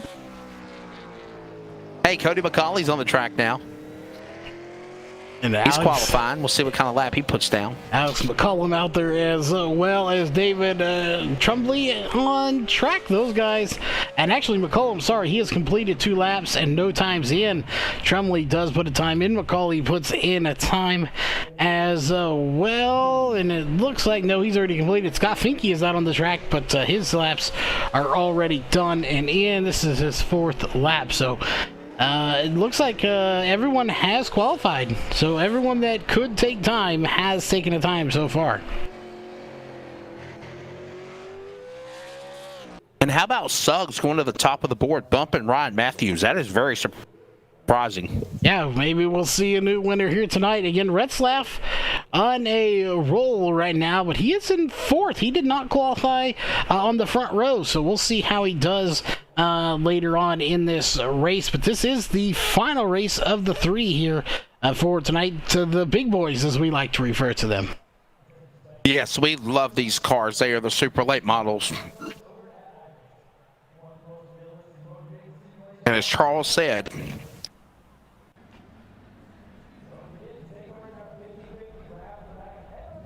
all right, they're getting gridded. 100 laps around Lanier. Team 126 Racing starting lineup. Out of nowhere, Brett Suggs, he's on the... He'll bump Ryan Matthews. Row 1. Row 2. Alex McCollum from New Jersey to podium last week. Parker Retzlaff to the outside in 42. Row number 3.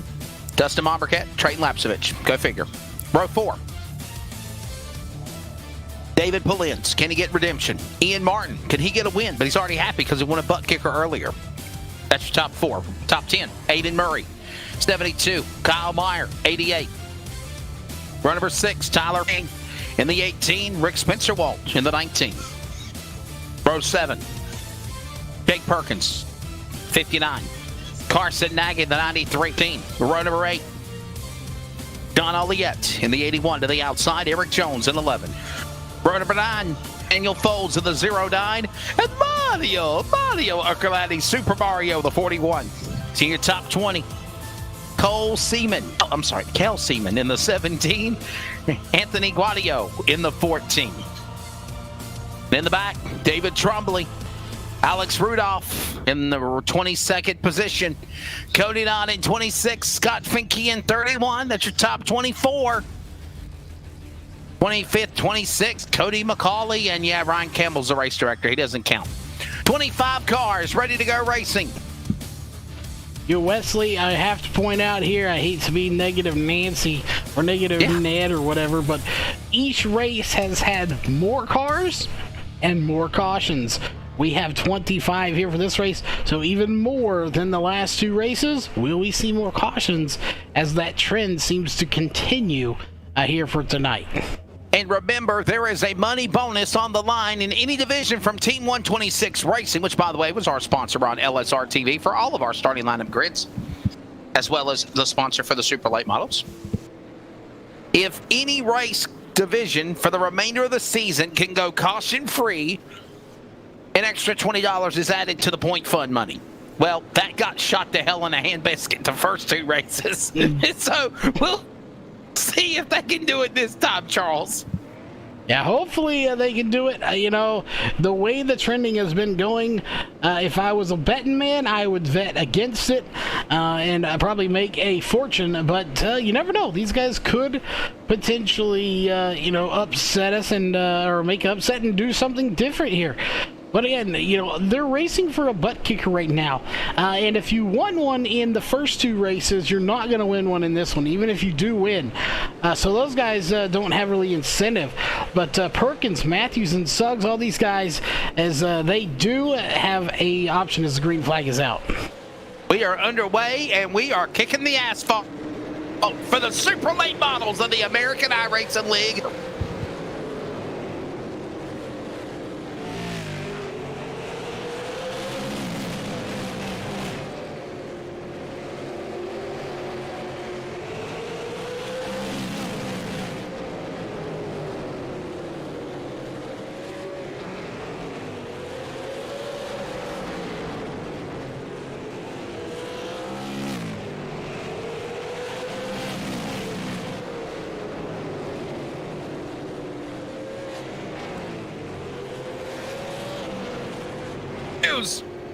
Goes around in the pack. Well, so much for another freebie. Another $20. Another 20 going down. Toilet. And I'm not even sure who that was. Was it the 51 we saw? I believe it was. It was Ryan Matthews, number 51, that went for a spin. Take a look here at the Pulse Poppers instant replay, and we'll see exactly what happened. And I'm not sure if he just got loose. No, I think he had a shot from the 16. So the 16 gave a little shot there, And that stands to reason, as I do see the 16 of Dustin Mombercat is going to the rear field.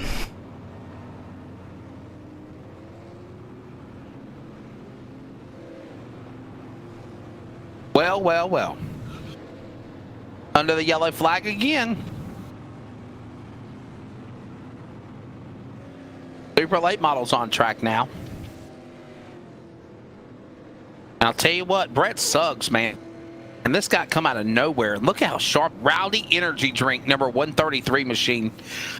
Charles, that is a nice looking car. Man. That it is indeed a just fantastic looking ride. Unfortunately, we're gonna see cautions here tonight. You know, we'll keep our fingers crossed. Maybe that is the only caution of the night, Wesley. You know, these guys may see, okay, well, you know, we need to race a little cleaner, a little smoother. We'll see as the lights are off and Pace Cook dives in. We'll try it again. Green flag in the air from Milton Barney Fife Jr. And they're battling for the lead right now. That is right now Suggs and McCollum. Retzlaff right there trying to go 3 for 3 here tonight. I don't recall. I'll have to do some research, Wesley, unless you know right offhand. I don't think we've had a driver sweep all 3 races in one race day. I don't think so. I think Retzlaff came close doing 2 out of 3. But not for the American iRacing League. I don't think we've had anybody sweep all 3 races yet. And we got trouble on the back straightaway, though. Yeah, we do. And that is going to be Rick Spencer Walt that is taking a little tumble. So we'll take a look and see what happened to him. Again, already starting off not so good. Lap 12, and we're under 2 cautions already. This time it's for the 77 of Spencer Walt. And nobody is, I would say, around him, but obviously he does have some potential help for this. And there's the help right there, shot from the 11. Wow, shot from the 11 going around, and a little trouble there. So, unfortunate for these guys as we go caution after caution here 2 times now. So we'll just have to, you know, pray for the best and hope for the worst. Wait, that's the opposite. No. What are you doing? Hope for the best and pray for the worst. Yeah, there we go. Oh, it's hope for the worst and prepare for, hope for the best and prepare for the worst. There we go. I got it backwards there, just slightly. I don't agree with you. Backwards, Tom. So I'm a little backwards here today. Oh, hey, you know. Hey, well, at least you're okay, bud. I know there was a chance of some really, really nasty weather over there today, man. I saw the radar. It looked black and red and yellow. It didn't look good. Oh, and it ain't even hit yet. It's getting worse. So it's supposed to be here about the time we start Northwest. So hope for the worst and pray for the best. Yes. See, I hope for the best weather we can get, and so we can do the broadcast. In the event it knocks out the power or something, or knocks out the internet, in that case I hope for the worst, because I'm going filming a tornado. You can just call me Wild Bill and we're gonna go and start filming tornadoes. Why in the world would you literally... Never mind. I don't have nothing to say. We're coming back to green flag. You know I got some screws loose. What else would I go film tornadoes? You do. You put your RC car on it, too. I would. I'll ride the RC car all the way to the tornado. I would just say ride the... Yeah, that's what I say. Ride it like Leo. It's like, Dorothy, man. She's flying. She's in there. Dorothy. You know what I'm talking about, right? Oh, yes. Okay. No, Twister. Who's a Twister? Oh, we may have a Twister in a minute, and it may be a twisted mangle of sheet metal. As those front 2 are battling it out, Suggs and Retzlaff side by side. McCollum right behind them, and they are just doing exactly what they did in the late models. Side by side, nobody wanting to give up, and we know from that race, Wesley, that the outside lane finally did prevail. Yes, they are, and Suggs is on the inside. Retzlaff on the outside lane. And there goes McCollum. Lapsevich is in that battle. Look at Polin's in the top 5. They're side by side battling for the lead.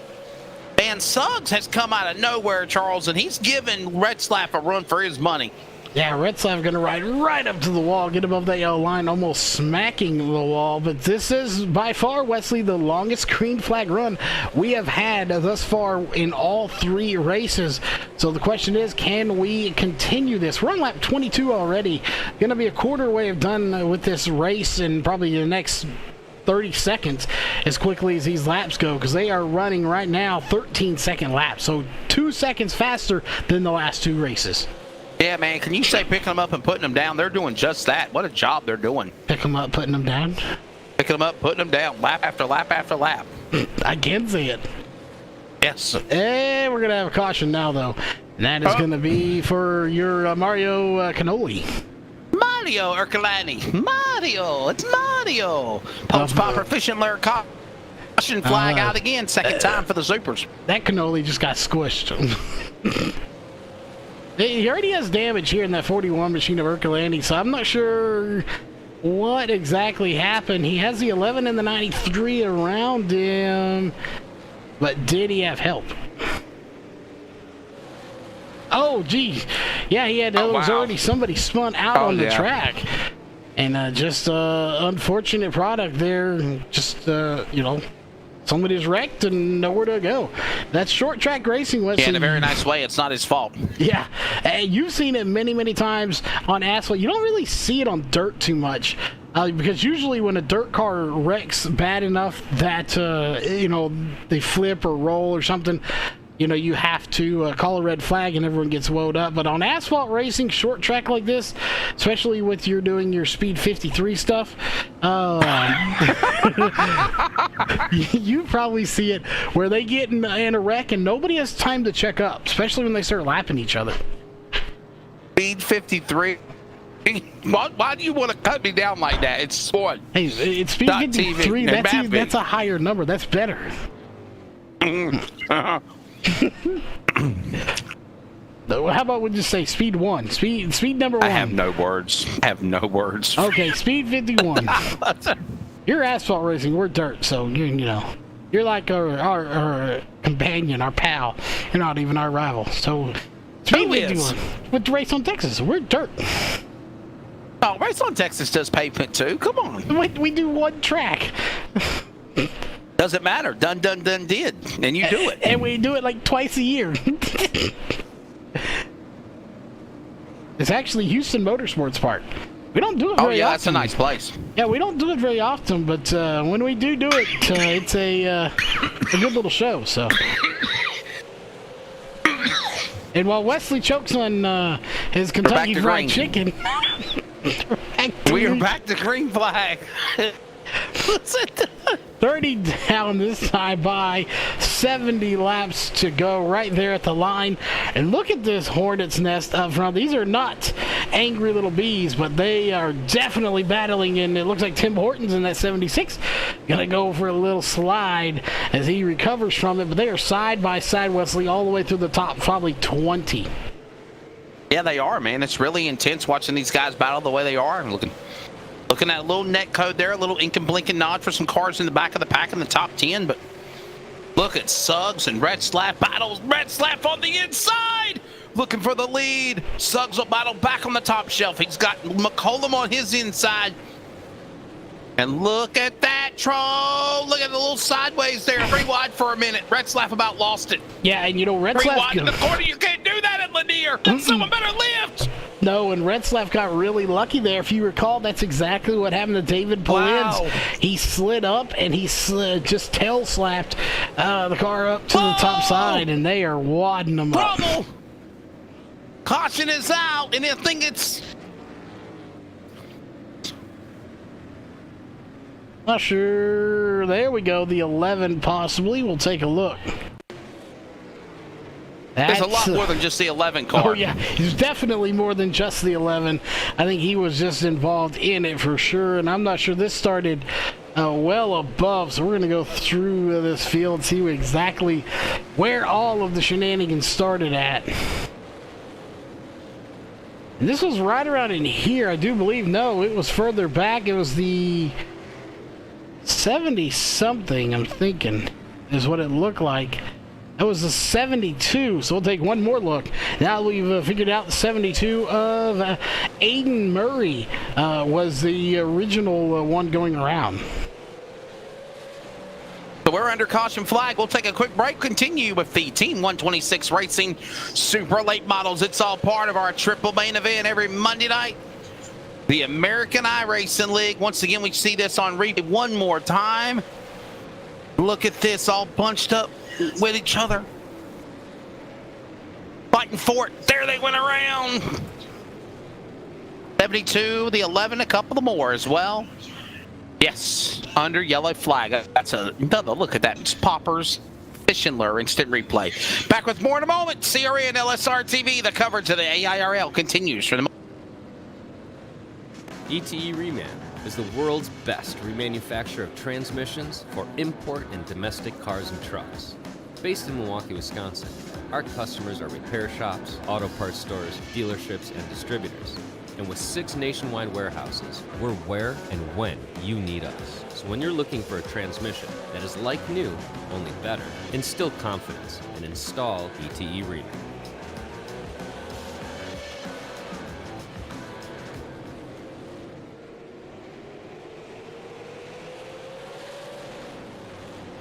All right, we're green flag. All right, here we go. Parker Retzlaff is still the man out in front. What a good run for him right now. Charles, I think he's trying to make history. We saw Kyle Busch do it yesterday in the NASCAR race at Kansas on his birthday, might I add. Parker Retzlaff is off the racetrack, Lapsevich. No caution so far. No caution. How in the world that did not bring out a caution, I don't know. Wow. But that is going to shake up things for sure. As Retzlaff, now your leader, Suggs, McCollum, and Martin are going to top out the top 5. But, man, these guys are just being ruthless out here tonight. Man, Lapsevich, he fell all the way back to what? Almost 14th or 15th on the racetrack. Yeah. We'll definitely keep an eye. You know, somebody I expected to see a little higher up, and he's been involved a little bump there. That is Mombercat. He is sitting roughly in 9th position right now, just inside the top 10. And he has got a lot of work in front of him with the 33 of David Blends, another driver who is trying to get to the front. He wants to get a win. You want him to get a win, I think, as bad as he wants to get one, Wesley. Yes. That's right. Oh, we'll see. We are coming up on the halfway point, though. Going up already on halfway. Very soon, 50 laps down and 50 to go. And it has been an interesting race. And still, as we see Parker Retzlaff back out in front, man, that 133 of Brett Suggs, he gave him a shot there for a while.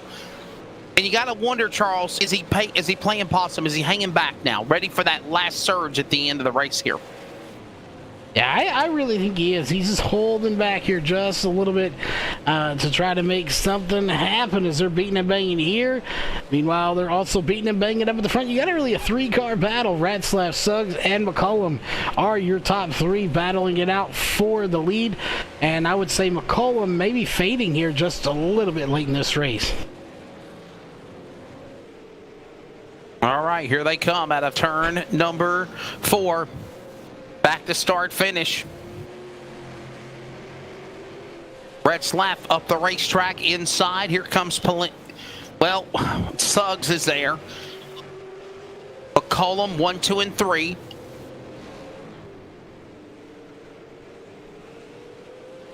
And here they come back up the backstretch into turn number 3 and 4. Back to the straightaway.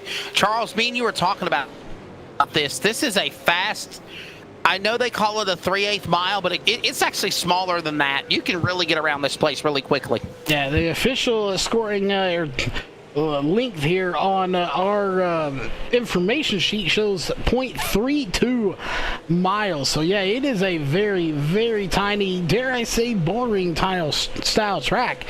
You can, you get set too far back, because we'll take a look here just for reference. We're watching Parker Retzlaff right now. He is your leader. He's coming up to the line, and, well, never mind. We're going to get a caution before I can see last place, but looks like Dustin Momberket going to be involved in this one, as well as Cody McCauley as well. Yeah, it is. Dustin Momberket with problems here. Oh, the only one that's not having problems here, Wesley, that's Pulse Poppers, because they are getting their money's worth here with all the yellows. And we'll see. Cody was involved in this too. So we're going to go to Momberket first, as he was up front, and he's still there, but he was checked up very slow. And there is it. He was just checked up. So take one more look at that, Wesley. And we haven't used the drone here too much, so let's take a look at it from high in the sky. And as always, the aerial coverage is presented by All American Pools. Yeah. And what a drive coming off of turn 4, back to turn 1. Look at the man there out in front. We're going to see what happened here. Oh, it looked like you got a little shot there to the left rear. Yay. This is official here, though. There it is, right there. There he goes. And a little shot in the shorts, as they say, around that car. And there more cars wrecking there. Yeah, Momberket goes around. And this is where this gets interesting. Okay, now, Wesley, per the rules, everyone involved in the caution, the 16, got a shot from someone and went around under that caution. So is he considered under that part you would of say the caution? You'd say he's part of the caution. I mean, the rule is, it says in the rule book, if you're part of the caution, you go to the rear. I mean, I guess you'd have to dial that one back in, and the rule I'm sure they're going to go with is the caution was technically already out when they spun. They were checking up for it, but the caution had already been thrown. Therefore, this is really a debate that could go on for hours in real life as well. If the caution, if the caution hasn't been thrown and you're checking up for a car and you get involved as a green flag comes back out, are you part of it? If it's already thrown and you're trying to avoid it, are you part of it? That is a debate I think we could do for hours. But my take is this. I would say, and we do it a lot in other races that I announced for, Charles, that would be considered a secondary caution. Well, let me explain. If there's a caution, and that's what the caution's called for, and then there's a caution after the caution, we consider that a secondary yellow, which normally series that I work for, if they call the secondary caution, then that means whatever happened, you're not part of that. That was an after the cause of the caution already coming out. You should get your spot back, go on, continue the race. Unless you pit. If you pit, you give up your track position. Well, and we're under caution again here. We'll find out what happened, but Momberket is at the rear. Momberket might have got in trouble again. Yeah, we're going to take a look and see here the Pulse Poppers incident replay, and that he is in the back. My guess is he was involved in something in some way, as there were cars beating and banging there. You saw a little bit of smoke going on. Well, that's Palin's and all he had around him, and there he goes around Lapsevich, and Momberket's there. Oh, did he push Momberket up the track? Momberket pushed Lapsevich up the track there, and they're 3 wide. You can't do that. They turned each other in the wall. Whoa! Wesley, I'm gonna just throw this out there as maybe payback. Maybe payback. You think? I don't think it was payback as much as because I don't think them two have been involved with each other here in this race in any way. I think this is just pure frustration at this point for Momberket. Okay. He's just a little irritated that he was in the rear, and now because he was in the rear, that was at the back, and now he's even further back. but he was already a little upset, and then just trying to force an issue there that possibly wasn't a hole that wasn't there. So, this is just typical driver frustration. These drivers are irritated right now at all the cautions. They're irritated at each other, and I'm glad we're in the booth and not on the track with them. All right.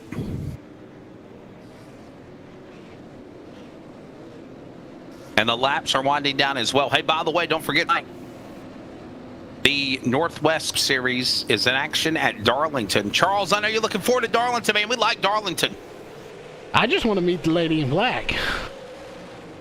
I've never met her, so I want to meet the lady in black. But the green black is... You just want to beat the track too tough to tame, Yeah, sure. I will. Hey, we get paid to broadcast that track, so we tamed it. We tamed it. There's 30 laps to go. I could have so went for, but I didn't. Hear that? They come out of 4. And no, I thought we were at a caution. Somebody was at 0 miles per hour, just having some connection. It was a connection issue, not an actual spin. But these guys are getting after McCullum and Suggs. They are side by side, battling it out. Meanwhile, Retzlaff said, "See you later. I'll just go ahead and check out for now." And man, are they beating and banging back here for about 10th place. Yes, sir, they are, man. What a performance. So working their way out of the back stretch into turn 3, laps winding down, man, and it is all Parker Retzlaff trying to trouble turn 4, big wreck. And they're still wrecking. And that started with the 59, who, by the way, we rarely give our opinion on things here in the booth, but Race Control, if you are listening, 59, Jake Perkins, I think you both agree, Wesley, he needs to be sent to the back or tell him to park it. He is having major connection issues, and this is the 3rd time in 3 races that he's caused a wreck. He calls that wrecks. He did. Yes, he did.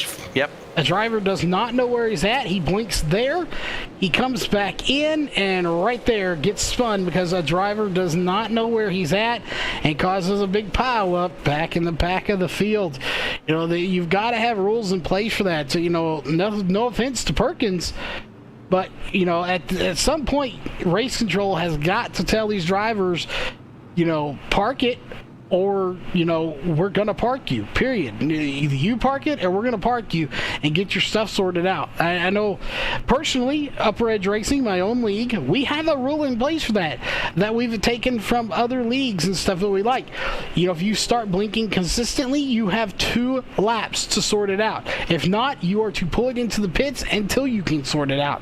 And if you don't get the race that day, you know all about internet issues, having them. I do too. There's nothing you can do about it except get it fixed.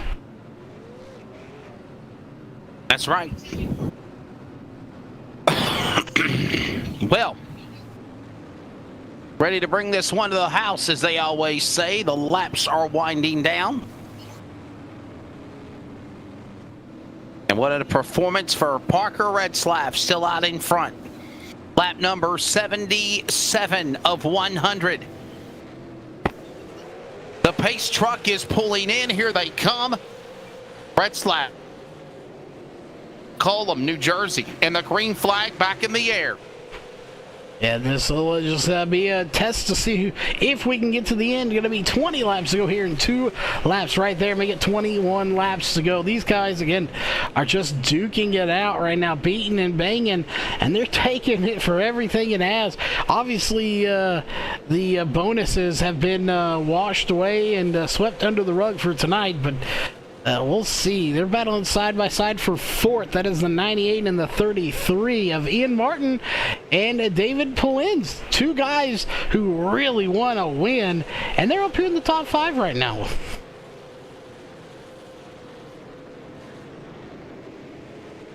All right, here they come to the back straightaway into turn 3 with Retzlaff leading the way. McCollum, Suggs, Polins trying to climb out of the cellar there. He's got there with Ian Martin in the top 5. And off of turn 4. Oh, man, there's a 3-car battle now for the lead. And Charles, if Parker Retzlaff slips, they're going to be able to capitalize flies on it. And that's something you're rarely going to see, is seeing him, get into an incident per se. But, it's not unheard of. He has made mistakes in the past. While they are rare, they can be done, and just kind of have to wait and see. We have 15 laps to go right there at the line. So they got 15 laps to get by him, or, force something to make something happen to get by him.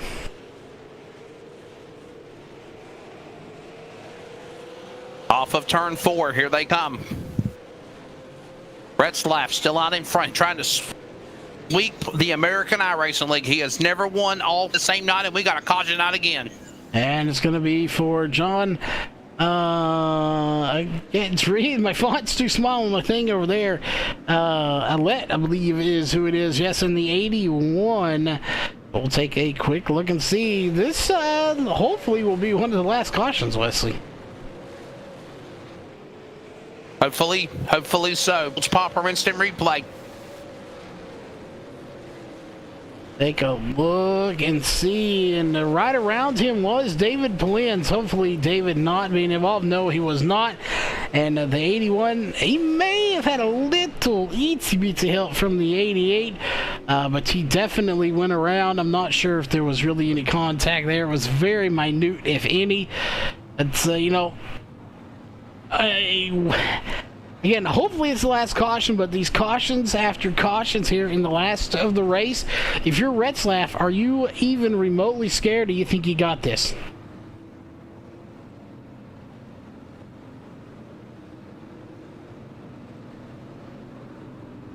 All right, so we're still under the yellow flag.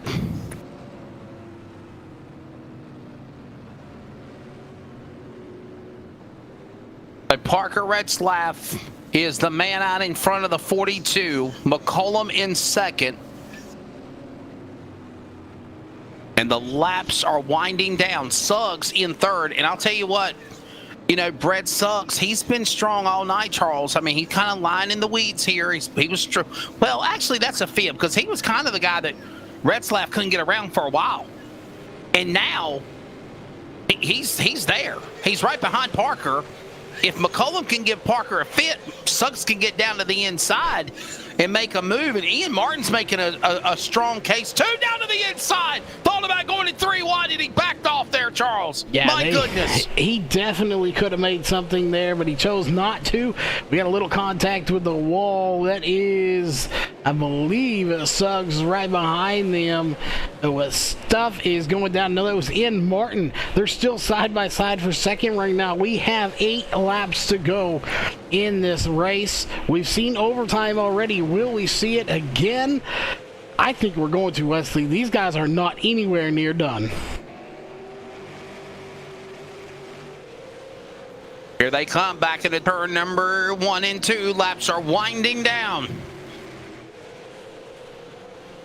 Backstretch in turns number 3 and 4. Here they come off the corner. Under 10 laps to go, man. I'll tell you what, keep an eye on them. Retzlaff, he's got to hold him off, but Suggs is coming after him again, Charles. He is right there with him. I was wondering if Suggs was playing possum and he's ready to pounce on him now. Yeah, I think he was. And keep in mind, with 4 to go, we are in overtime territory. If the caution was to come out, we would go into green, white, checkered territory. Overtime number 1. You got a battle for the lead, a battle for third, and it's a 3-way battle for third place. Look at this battle for third. Look at them working their way off the corner. Back straightaway, turn number 3. Here they come out of turn 4 to the line. 2 to go. 2 remaining, and Retzlaff now trying to play blocker defender off of Suggs McCollum, and the laps are winding down, Charles. Yeah, laps are Caution's out. Overtime coming up. That is the 31 of Scott Finke going around. Quickly take a look at your Pulse Popper replay.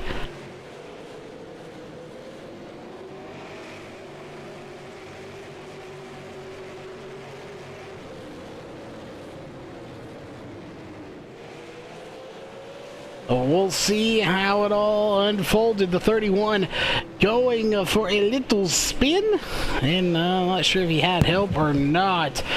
And somebody's in front of him. Oh, the 51 had already spun, and the 31, not knowing it, had nowhere to go, and just collides with them, bringing out the caution here and sending us into OT number 1.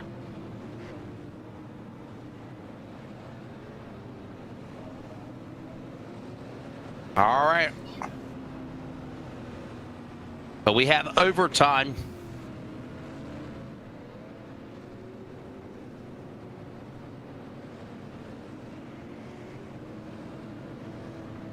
All right, so here you go. All right, Charles. Bump and run, move around. McCollum, Suggs, do they gang up on Parker Retzlaff? What do you think we're going to see in this overtime green-white checker?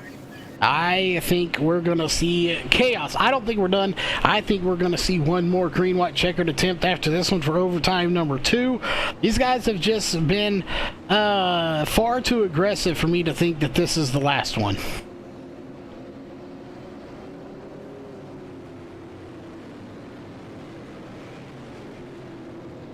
All right. Back to green. Back underway. Green, white, checker. Oh, we got one in the wall. That's going to be McCollum going around. And it blocks the path and rocks the field. Ooh, wet. And that right there is a parking lot on the field. And I told you it was not over yet. These guys have just been way, and I mean way too aggressive to it, and for that to have been the final restart. I'm not convinced this is the final restart, to be honest. And here is your Bolts Poppers replay. We'll see exactly what happened to everyone, but McCollum got a shot, I'm pretty sure, from the 98 of Ian Martin, possibly. No, it was him in the 33. And look at that, 6, 7, 8 cars involved, and one McCollum going upside down. So, yeah, Wesley, is that just not a heartbreak if you're McCollum to go from running in the top 5 all day to being upside down with 2 laps to go? And overtime number 2 coming up as well. And that just blocked the path. My goodness, Charles, so many good contenders all tore up there. McCollum is now out of it. You now see Retzlaff have an easy opportunity, or will it be? Because, hey, look who's behind him, Ian Martin. And Ian Martin is hungry. Remember that song, that Campbell's Soup song I said? Hungry. Yes, Wesley, I wasn't born in the 50s. Hungry. So, we was... For all those out there that were born in the 1930s, let me know what Wesley's talking about. Overtime 2 is coming up. Oh, there. Wow. Retzlaff got a good jump. But again, just because he got a good jump doesn't mean the ones behind him aren't going to do it. But the white flag is waving. Yes. And white flag, CRN1 to go. White flag is out. They are wrecking behind, but it's not going to cause anything. The race is official. Pull out a broomstick. Virtual or reality like Kyle Busch did. It is Parker Retzlaff 1, 2, and 3. All the races tonight for the American iRacing League. He wins them all at Lanier. Wow. What a race indeed. What a 3 races for Retzlaff, as yes. He has got to be celebrating in this one. No controversy going around this one. No controversy at all. The first 2 might have been a little bit, but not the third one. And when it's all said and done, Parker Retzlaff getting the big win. Let's take a look at the unofficial results. I'll be back later tonight for the Northwest iRacing Cup Series. I'm going to have to let you take post-race if you do not mind, sir. I have got to have a meeting with CRN about scheduling conflicts right now. So we have had 2-3 things happen at one time, and we are literally now trying to figure out and schedule who we can have for playoffs. But anyhow, Parker Retzlaff is the winner. Ian Martin is second, Kyle Meyer third, David Polin's fourth, Alex Rudolph is fifth, Daniel Folds, Brett Suggs, who I thought at one time could be the man, to win. Cody Knott, Jake Perkins, Tyler Payne, your top 10. In 11th is Wesley will head on out. I'm sure go do what he's got to do. 11th going to be Mario Urkulani, David Drumley, Anthony Gaudio, Scott Finke, Alex McCollum, Trayton Lapsovich, Cody McCauley, John Oslett, Ryan Matthews, and Carson Nagy. Rounding out your top 20 and 21st through 25th is Ryan Campbell, not starting this as he is race control. Going to be Eric Jones, Rick Spencer, Walt, Dustin Mombercat, Kel Seaman, Aiden Murray, and again, Ryan Campbell not going to be racing here tonight as race control. We'll step away, be right back here as we'll talk to the top 3 before we sign off and get ready for the Northwest Cup Series event coming up right after this.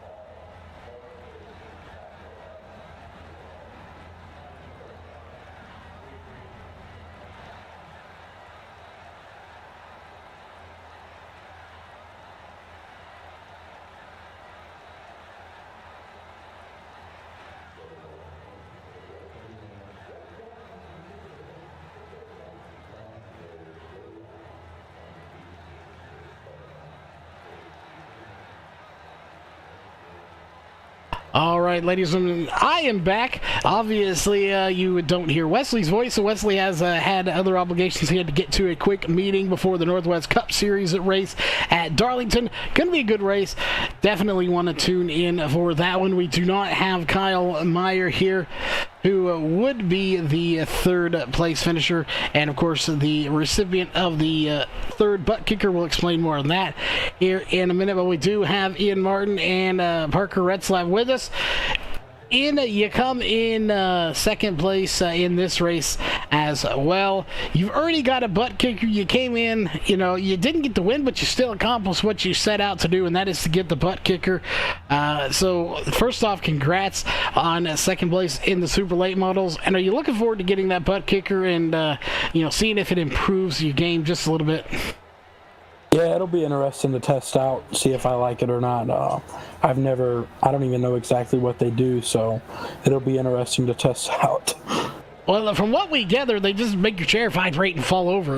From the name, they kick your butt, so that's what I'm guessing it's going to do. So we'll definitely be looking to see if you test it out and see how it works out, or if it just drives you crazy from vibrating your chair like crazy. But you had a good run here, and this being the first race where we didn't have some kind of controversy going on around the finish, which, we're not complaining. A little controversy can be a good thing sometimes as far as, broadcast side of things go. But what do you think you needed to do to catch up to Parker? Is he just had that thing on rails right now?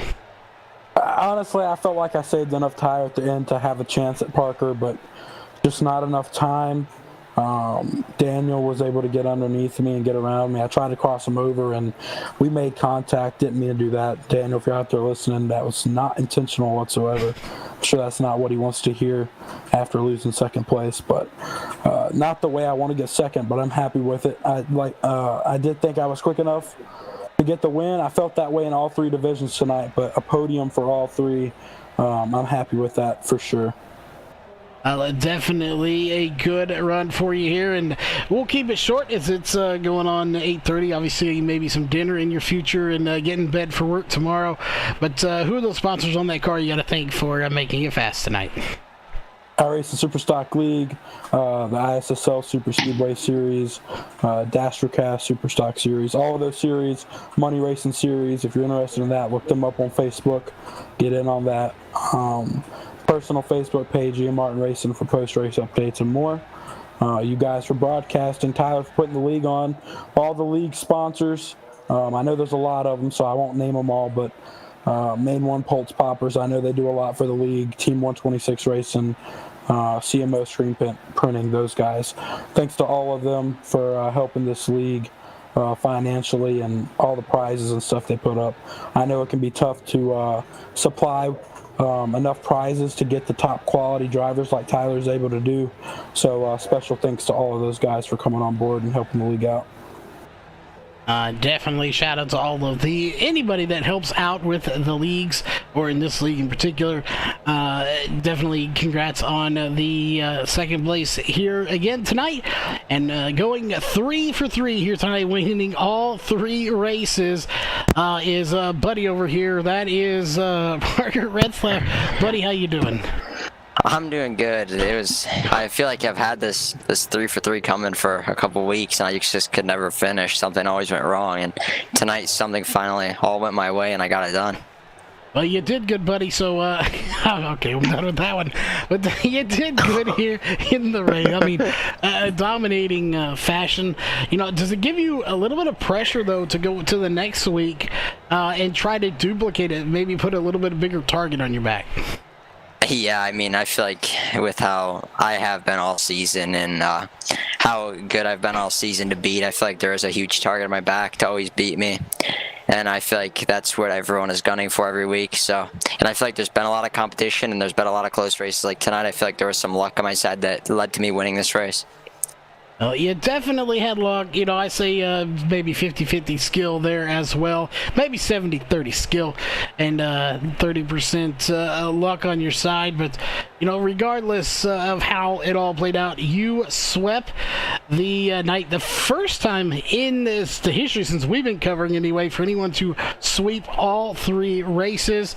So we'll definitely be seeing if you can go back-to-back or do it again, or if anybody else can do it for that matter. But just a dominating run for you, and obviously you got some sponsors that have got to be proud, so you got to thank them. I gotta thank Ponza, Ecotrax, Iron Horse Lockers, Pulse Poppers, Logolith for Kids, my parents for all they do. You guys for putting this for broadcasting every week, and Tyler for putting the whole thing on. We are definitely glad to be here for sure. That being said, we do not have a third place with us. So on behalf of myself, Wesley, and all the staff at LSRTV and the American iRacing League, we hope you enjoyed tonight's broadcast. And of course, we will see you in just about, we'll say an hour or two or so, about 10:35 p.m. Central Time for the Northwest Cup Series, and we'll reveal the new sponsor coming on board for them, as we mentioned them earlier, so you can go back and watch it. But a new sponsor coming on board, so stay tuned for that, and I hope you enjoy the rest of your night.